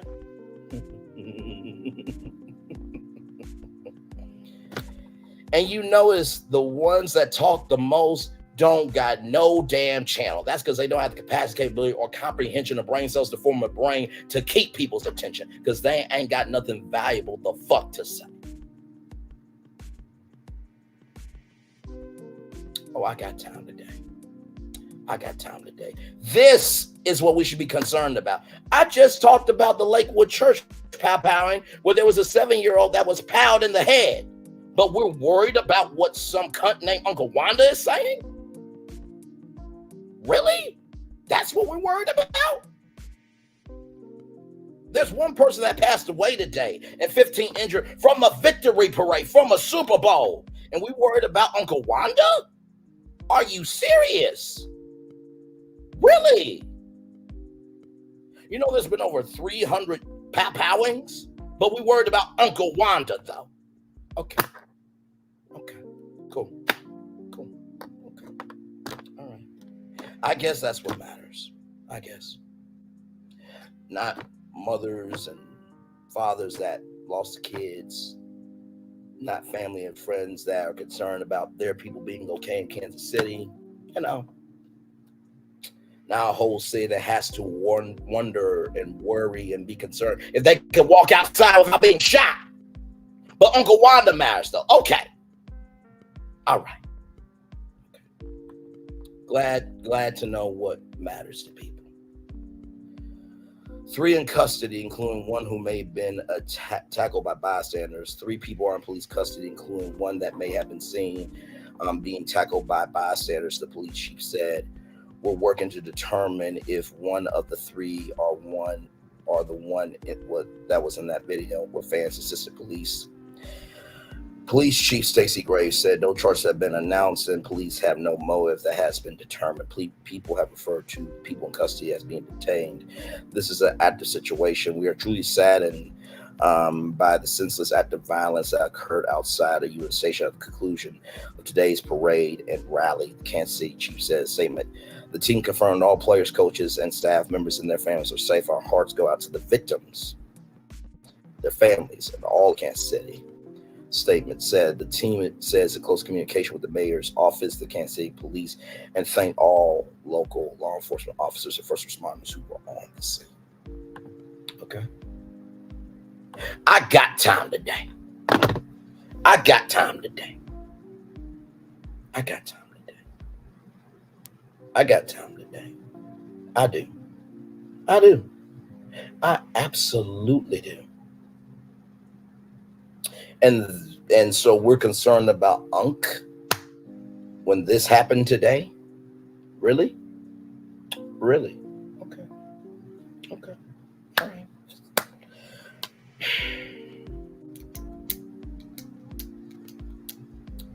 Y'all know that the black mortality rates for women is at all-time high, but yet we're giving a fuck about Uncle Wanda, though. We know that black men are committing suicide at a higher rate than most other people, but yet we're concerned about Uncle Wanda, right? Okay. All right, cool. Okay, all right. Let's roll the hell on. You know what? Let's see if this next story matters more than Uncle Wanda. Let's see. Shall we? Let's see. We're live on Twitter. You see it. You see this comes to us from blackenterprise.com. Sephora employee confronts white teens using makeup to apply blackface. New video shows teens at Sephora confronted by an employee for use of the store's products to commit blackface. The teens' mothers were also present, allowing the behavior. News has gone viral of a Sephora employee in Boston confronting white teenage girls for putting on blackface with products from the store. A TikToker documented the girls walking around with their faces being caked in brown makeup and their mothers mother seemingly being okay with their behavior. The since deleted video showed the employee walking up to one of the girls as her mother attempted to take a photo of her in offensive makeup. Another user, Ray of the Last Dragon, screen recorded the original footage to re-upload after its removal. Okay, hang on, y'all.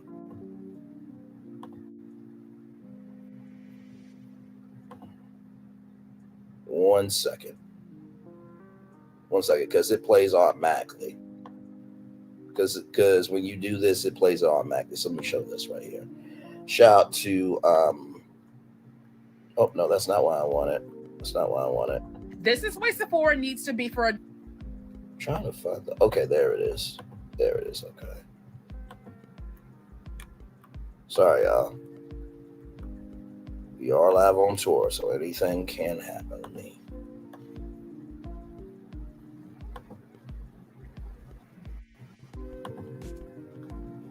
Nope. This is why Sephora needs.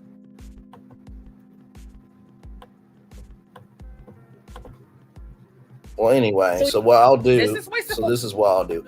I will play this video and then show where it came from. Okay, here we go. This is why Sephora needs to be for adults only, because why were these teenagers caught doing blackface? Go ahead. Like literally. Let alone how highly effective. This is so wild. I'm so sorry. This is so shameful. This is so shameful.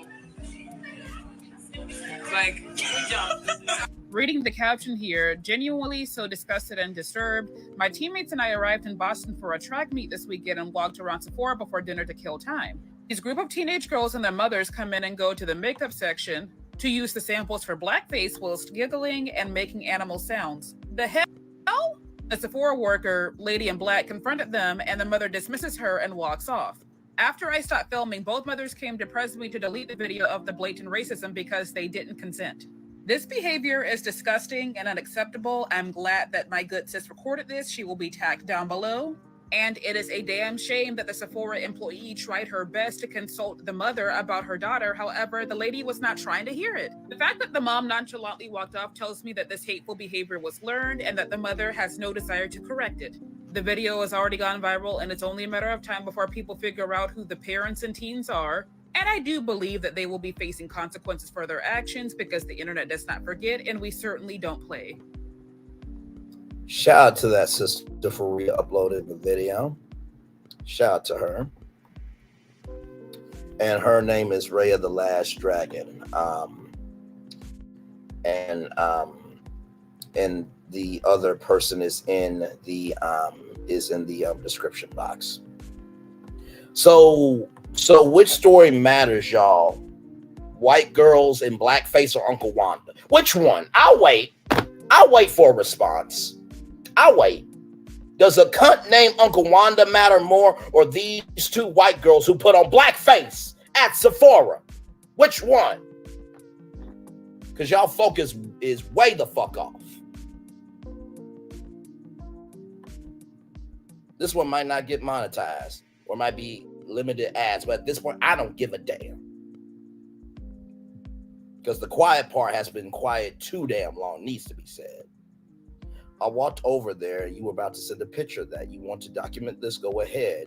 Express the employee. This is the stuff that ruins job, college acceptances, let alone how incredibly offensive this is.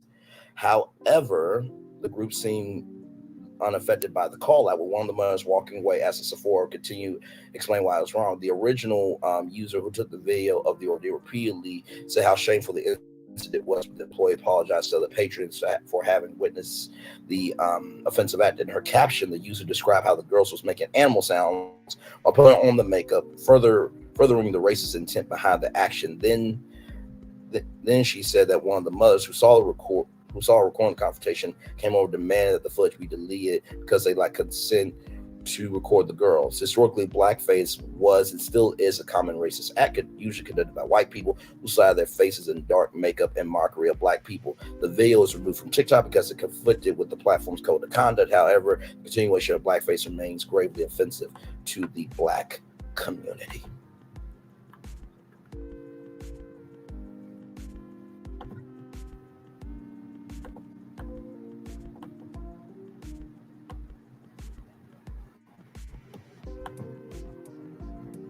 So, just wanted y'all to know. Okay?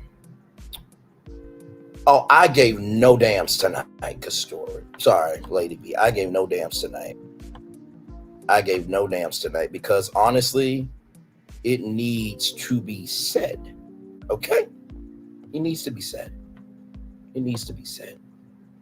Okay? It needs to. So I'm going to drop the link. Let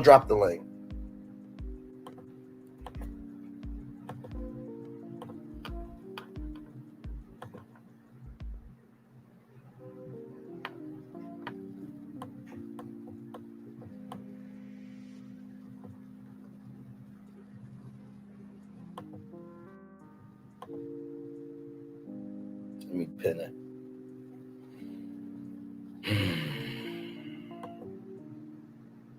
I normally don't get this activated, but people lost lives today.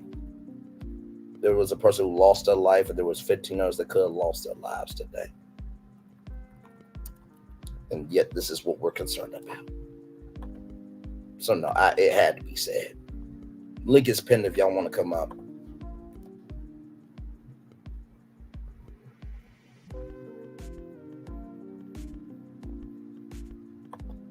So we're live on tour, y'all. We went from South Africa to Sephora tonight. Talked about Russell Simmons and his sexual assault lawsuit. We talked about legalization of sex. We talked about a dating app where your credit score is involved. We talked about a auto theft ring. We talked about Monique and Sydney and Shalom. We talked about Kansas City and a pow-powing during a Super Bowl rally and victory parade. And we talked about 2 white girls at Sephora in blackface. Hey, Castori. What's up? I'm good. How are you? Child. Yeah, I said I finally come on up. It's quiet in the house tonight. How you feel? All right. Chilling. Sipping on me some wine.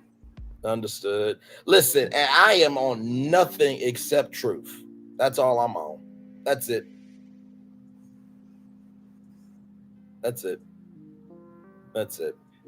echo. No. You're good. But child, child, I had to say all that tonight. Why is it echo? There's not an echo. That may be my fan, but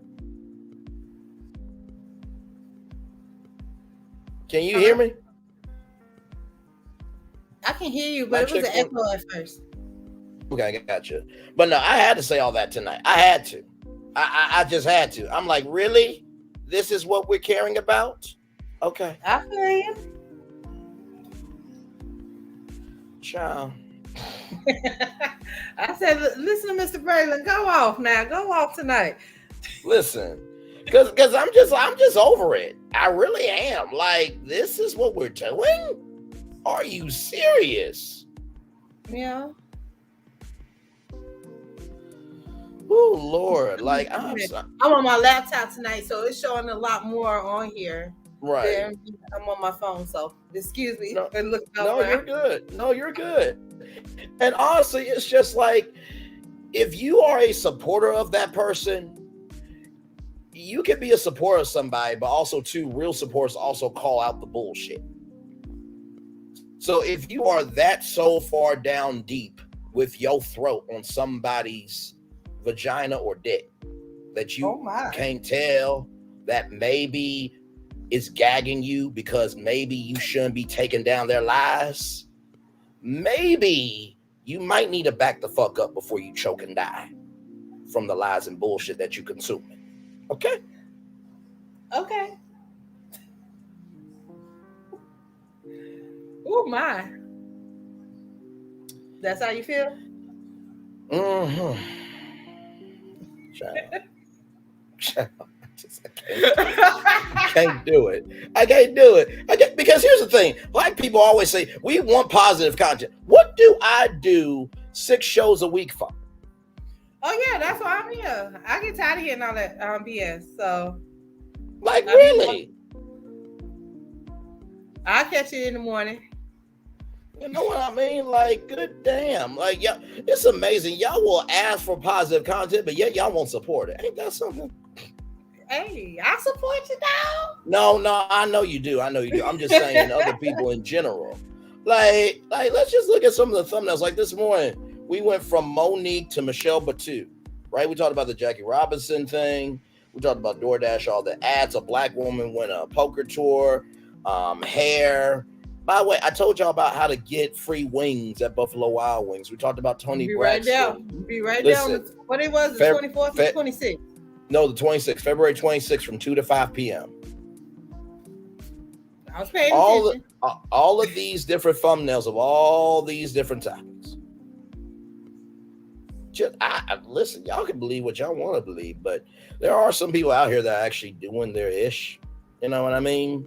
But you know, because I'm not the biggest quantity, right?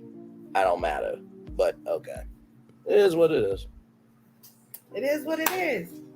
So, but yeah, I had to say all that. And so, look, everything on this channel is alleged, in my opinion, for entertainment purposes only. So listen, I'm coming about the Fair Use Act. Same here. So. Yeah, you got your little banner up. Good. Listen, I have the use to be fair, to not give a fuck about you, or to be fair and to give a fuck about you. And I'm using that right. How about that? Oh my. How about that? Listen. Oh my. Listen, and you know what? I tried to be calm, cool, and collected most of the time.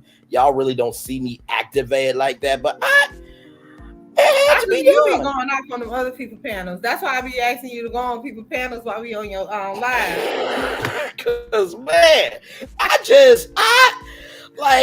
listen, and here's the thing, right? I go off on other people's panels, but I'm also respectful of how I go off, right? You are. You know you what I don't mean? go off like this, but you be going off. Mm-hmm. When it's needed, warranted, and necessary. But you know, I feel that for some people who don't have the capacity, capability, or comprehension of brain cells to form a brain to be this real in their life, they will attack people who can be that real. Because there are some YouTube channels that will say they stand up for women, but yet the only topic they cover was Cat Williams on their channel. That's the only topic you covered. But you see all these different thumbnails. Let me keep going with all these different thumbnails of all the topics I've done. But yeah, that was the only topic you put, really? Okay. All right. How long you been doing this? I started this past summer and just been rolling ever since. Okay. Because see, here's the thing. Anybody can say that they defend black women. It takes another person to execute that energy. How about it? How about it? And one thing to know and two things for sure. If it was a hot topics battle between me and that person, they would be easily fucking flamed. It would be easy work. Easy work. Y'all see all the stuff I do here? Easy work. But the reason why that battle won't happen is because that would be such a simple-minded battle that the destruction of war that ran on them would be too mentally exhausting for them to take. Now, why you gotta go off on them people like that? I'm just saying. Why you gotta go off on them people like that? I'm just saying. And listen, I am saying this in a general sense for anybody that believes that, you know, they are the best of the best. Listen, talk is cheap. Cash a check with your ass and let's see how the receipts come out, okay? All right. I'm gonna just be a spectator back here like I do always be, just chilling, listening. Because you've been on Virtual Tour Live and you know how many topics I do in one show. Yeah. And the range that I do. So listen.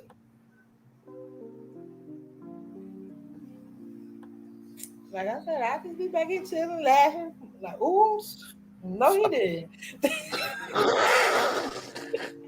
Listen, to my mom, my dad, and my sister in advance, I am not sorry for going off, but I am sorry that y'all are seeing y'all son in this capacity. But y'all also did raise y'all son to stand up for what's right. And sometimes everything's not going to come out in the most articulate way. But sometimes you got to keep where they are. So, listen. Hell. Me and Bernie Mac would have been a dynamic duo for a podcast. I'll tell you what. Me and Bernie Mac would have been. Now, Bernie, I gotta tell you something about these fucking people. They get on my damn nerves. Let me tell you, Bernie. I agree with you. I don't get how people can be this stupid, get a check. Well, Bernie, I agree with you, man. Because let me tell you something. People lack intelligence these days. Me and Bernie would have been a great podcast. I promise you. The Bees at the Bar. You heard? Braylon and Bernie at the Bar would have been a legendary podcast. You heard? Listen. The Bees at the Bar. Okay. Listen. Because honestly, I feel like the way listen, that part. But no, I feel like the way Shalom flamed Monique and Sydney mentally and otherwise. Oh, look at the doggy. Look at the doggy. Hi. That is beautiful. That is so beautiful. But no, the way that Shalom mentally flamed Monique and Sydney, he said what needed to be said. Right. And I think parents forget that kids have privileges too when they get activated to their big age. They do. Just because you raise them don't mean that right. And when he said that the only way daddy should be referred to is by your children and pimps, I'm like, oh my God. He waited till he was big grown to say that. Yes, he did. He couldn't wait to say that in the shit back though. pocket. Woo! He couldn't wait to say that. He was sick of that shit. He's sick of that daddy. Listen. Like, I don't understand when he see the manager, when he see your husband, when he see daddy, which one, when is that role ever? Can he differentiate? That part. And you know what happened with Tamar and Vince? They divorced because Vince was more the manager than the husband. You should marry your partner to be your something, not your everything. Correct. Like I said, if my wife says to me, Braylon, I want to manage your career, sweetie, I'm going to say this with all love. This mouth, this soul, and this hustle respectfully cannot outwork you being my manager. And I didn't marry you for you to be my man. I married you to be my blessing. That's bigger than my career because that's my life. You understand? In the discussion. Well, you don't gotta. I said what the fuck I said in the discussion. What we talking for? Meanwhile, my mom, you can't talk to your wife that way. I just let her know that she is supposed to be my something, not my everything. I'm letting her know she doesn't have to take my career on. She is my place to fall. What would you like for me to say something worse than that? Meanwhile, my dad, now don't you get smart. I'm not trying to get smart. I'm just trying to have a voice. Am I grown or not? You still a child, no matter what. In the words of my mama, if I'm 100 and you 99, I am still your mama. And she is absolutely right. And I have respectful figures of that statement. And I love my mom and dad, my sister very, very much. But I feel like with Shalom, he was just so tired of like, is this what y'all doing? Okay. Yeah, so you're Venus and I'm Serena. Okay, let's play. Woo. And I like the fact that he did not use not one cuss word. Not one. Not one cuss word. He mentally cussed them out though. Oh, did he? He mentally cussed them out. Oh, did he? Man, you know how like you may be at a friend's house or something, and a friend is and another friend's going off on another friend, and you're sitting up on your couch, right? You're sitting up on the couch or in the Barker Lounge or whatever, and you just slowly sinking in. You just pull up your shirt, just like, oh, Brandon, Just stop. Just stop. Just stop. I'm good, but this is hurting me, and this ain't even directed towards me. I just feel terrible. That's what that felt like. That you be about to fight. Listen, I wouldn't want to fight him. I mean, man. Monique is the comedian. He is the speaker. You heard? Listen. Man, I know that hurt her to her core down. Man. That had to. That hurt me. Right. And I said when I reviewed it, I'm like, this brother got Dave Chappelle energy. He knows how to tell a story and mentally flame you at the same time. He did a very good job. He did a very good job. Listen, in life you need some shaloms and you need some brains, and they both interconnect.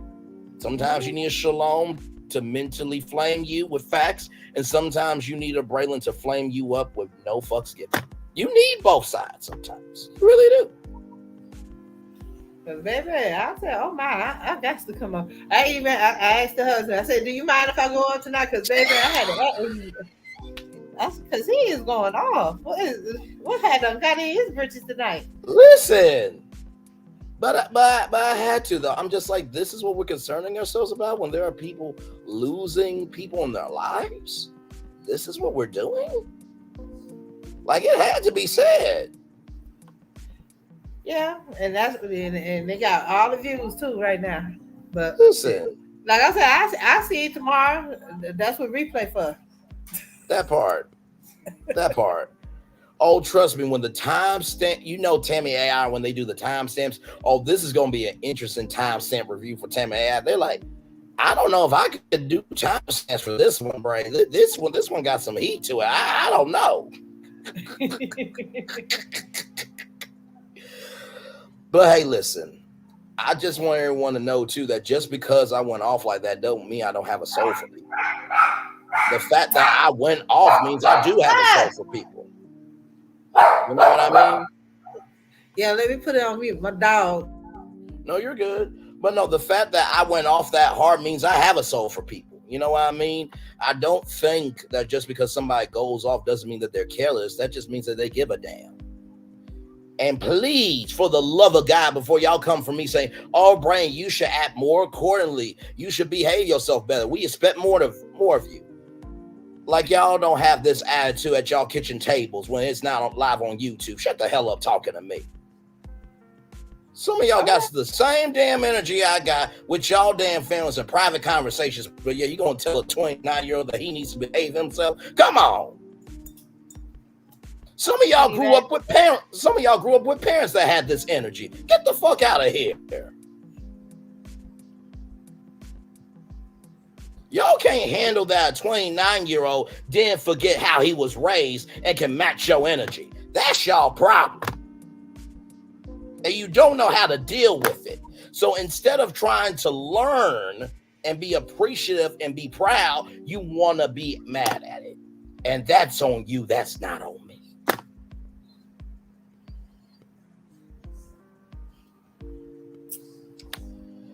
Child. What is it, child?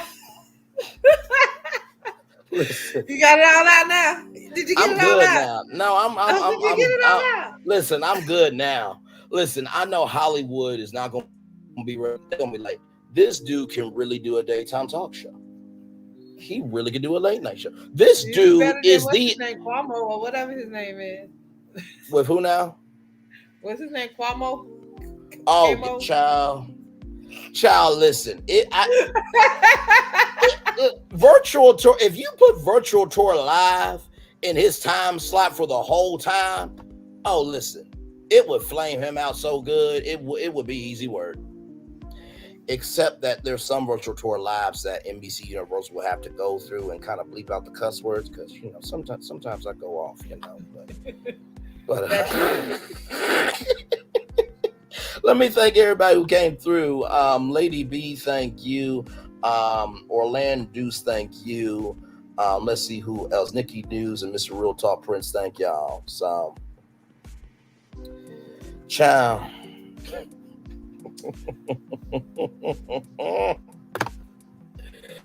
Man, oh man. Who else in here? Ain't nobody in here. No, it's just me. It's two people right now. But yeah, listen, y'all. And like I said before, just because somebody goes off doesn't mean that they don't care about people. Like I said to my little sister, if somebody is saying something to you, that means they see something in you. When no one sees anything in you, that means they're not saying nothing to you. That's when you should be worried. Okay. I get that. So, but no, I'm good now, Castoria. I'm good now. You sure?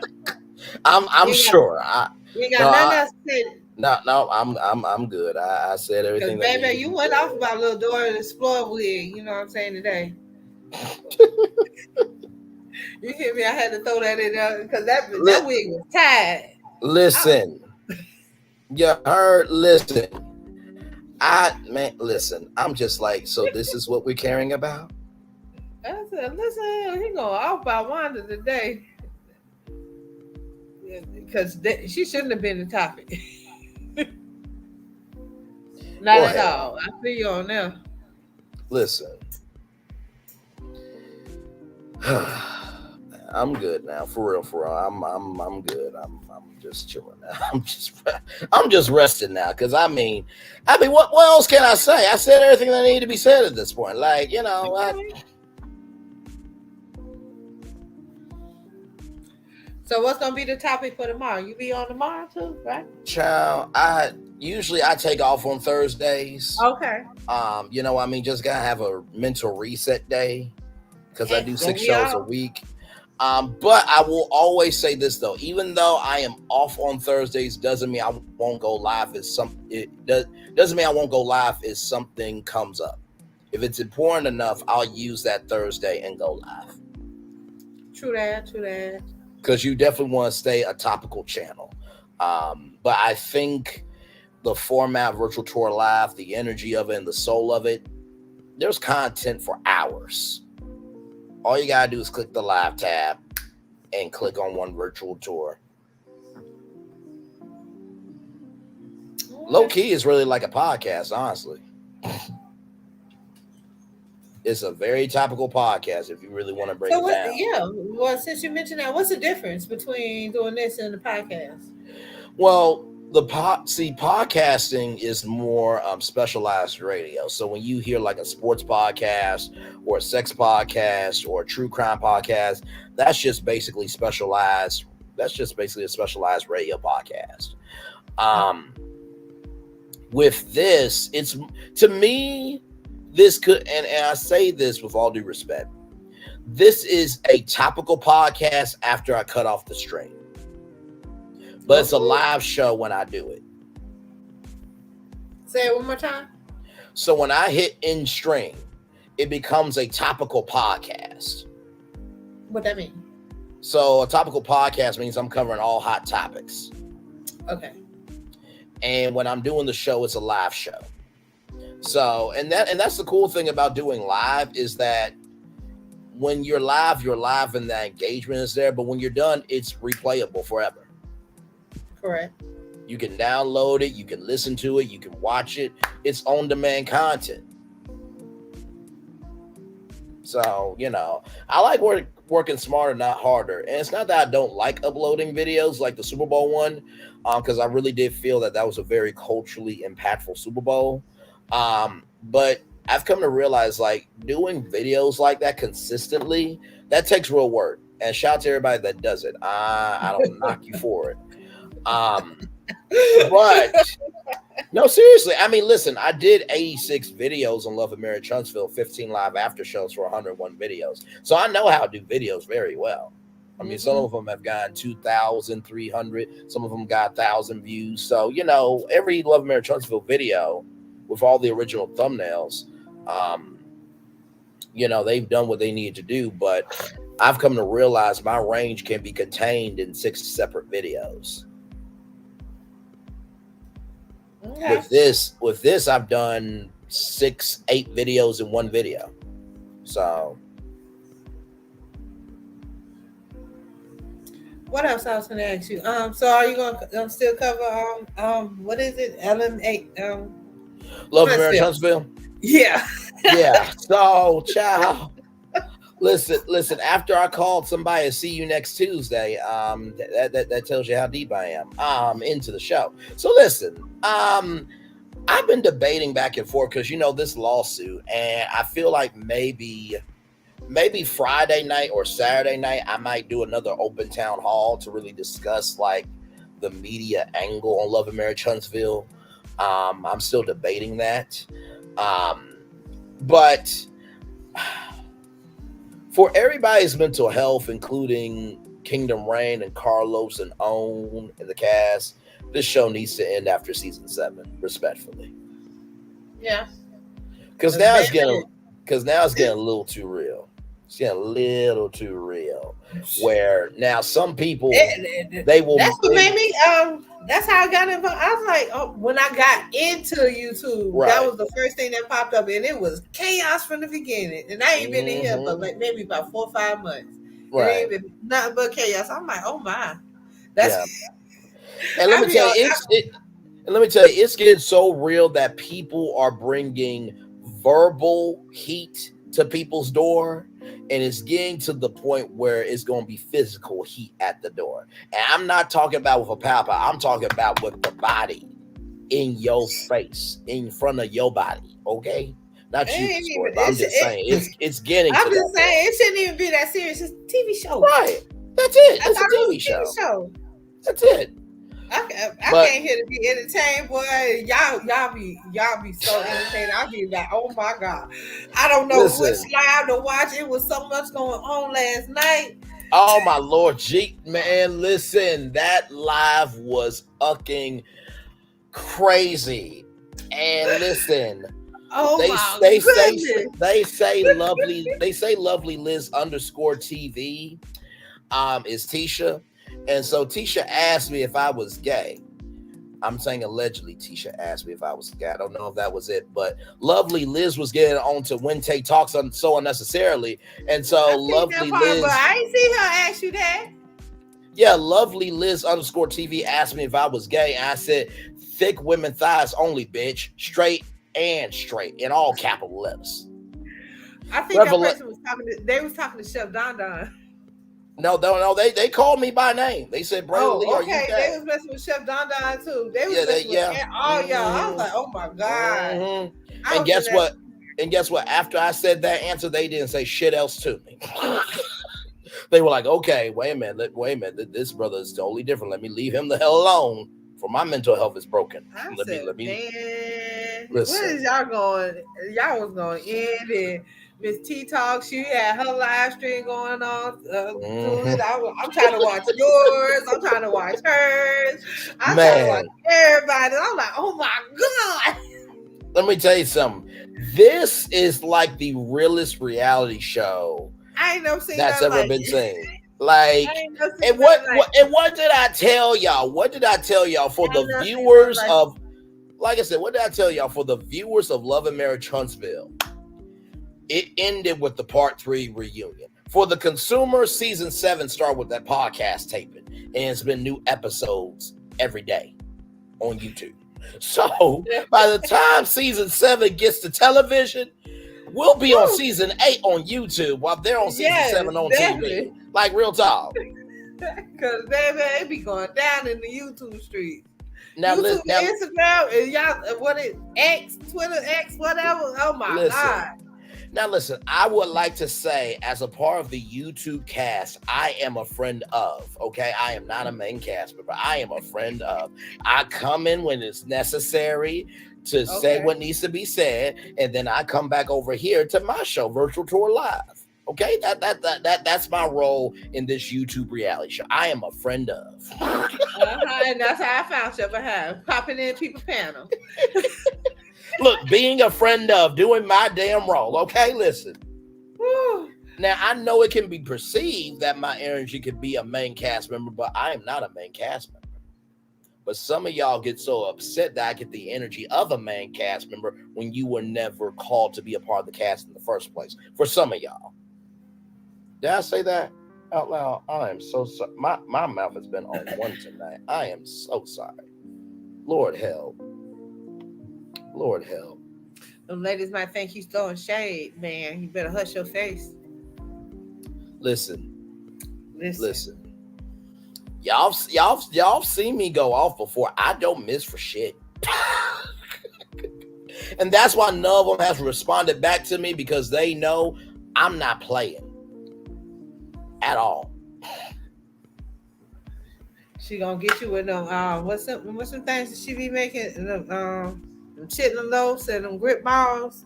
She gonna make you dinner. Lies you tell. I'd rather be eating, sucking, and swallowing up lemon scrub down my throat from 7th Avenue. my Okay, God. ask about me.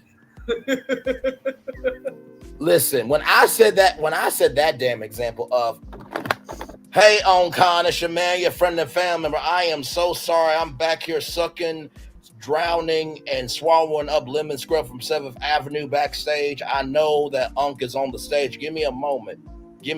That whole thing going through the whole convention hall, and then my behind, that lemon was really, really good. Oh, there's lemon on my face. I'm sorry, y'all. Damn, I really got to clean myself up. How y'all doing? Everybody in the convention hall. Some of them try not to laugh. Some of them just like, you shut your ass up. Meanwhile, I would have been the one. Shut your motherfucking ass. Meanwhile, at the meet and greet, that's when cooler heads prevail. They'll be like, Braylon, I can't stand your ass, but I love your ass. And that's how you know you're real family. When you can't stand what somebody does, but yet you still love them, that's how you know you're real family. And the reason why I feel like they would say that on con, because they like, now, Braylon, we didn't need to hear that. But you also didn't tell no lies, because I'm going to be doing that later on that night. So, it all levels out.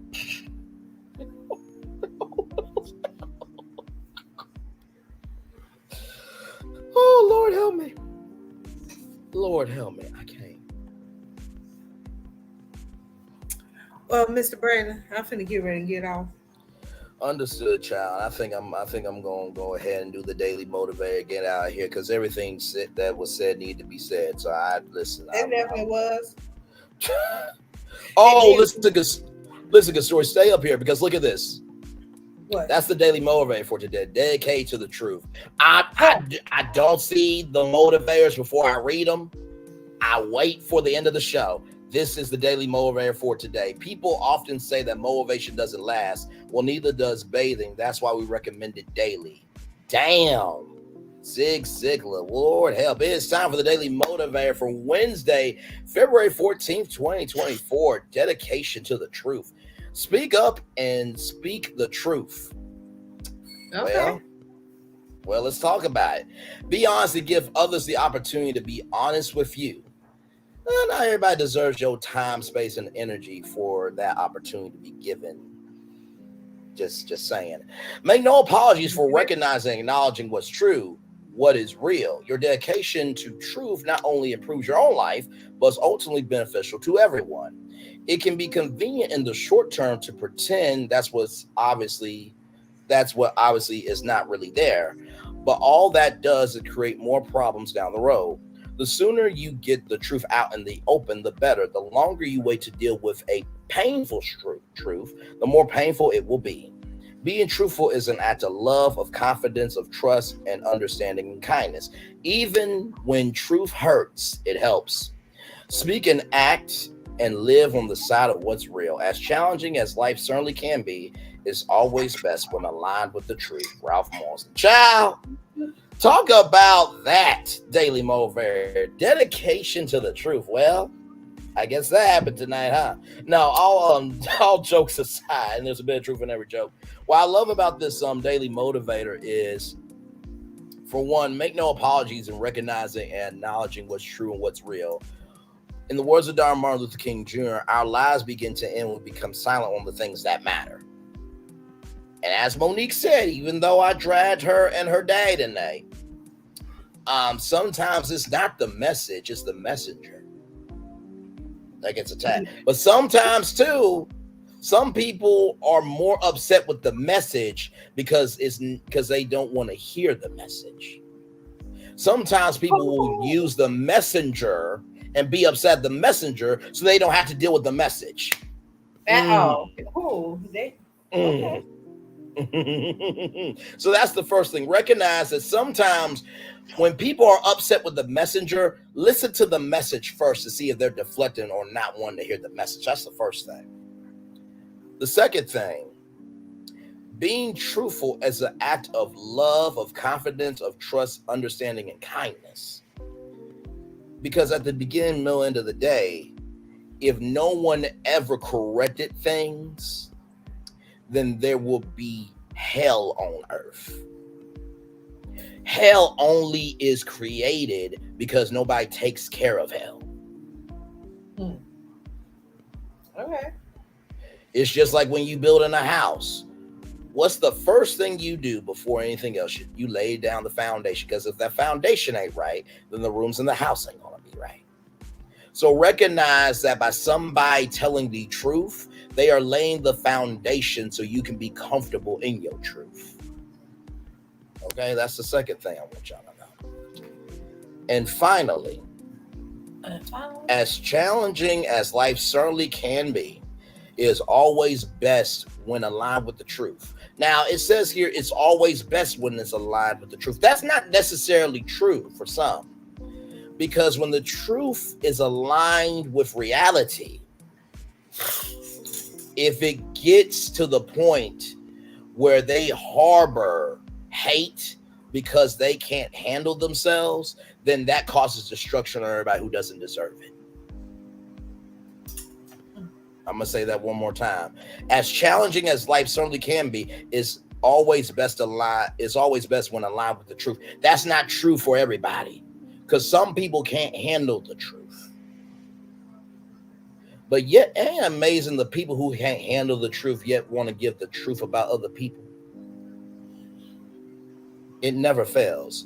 Like I said before, don't worry about the size of the snake. Worry about the colors of the snake, and that'll tell you how dangerous they are. And with that being said, that's your virtual tour live for this evening. Kastori, love you, Queen, as always. We'll talk soon, all right?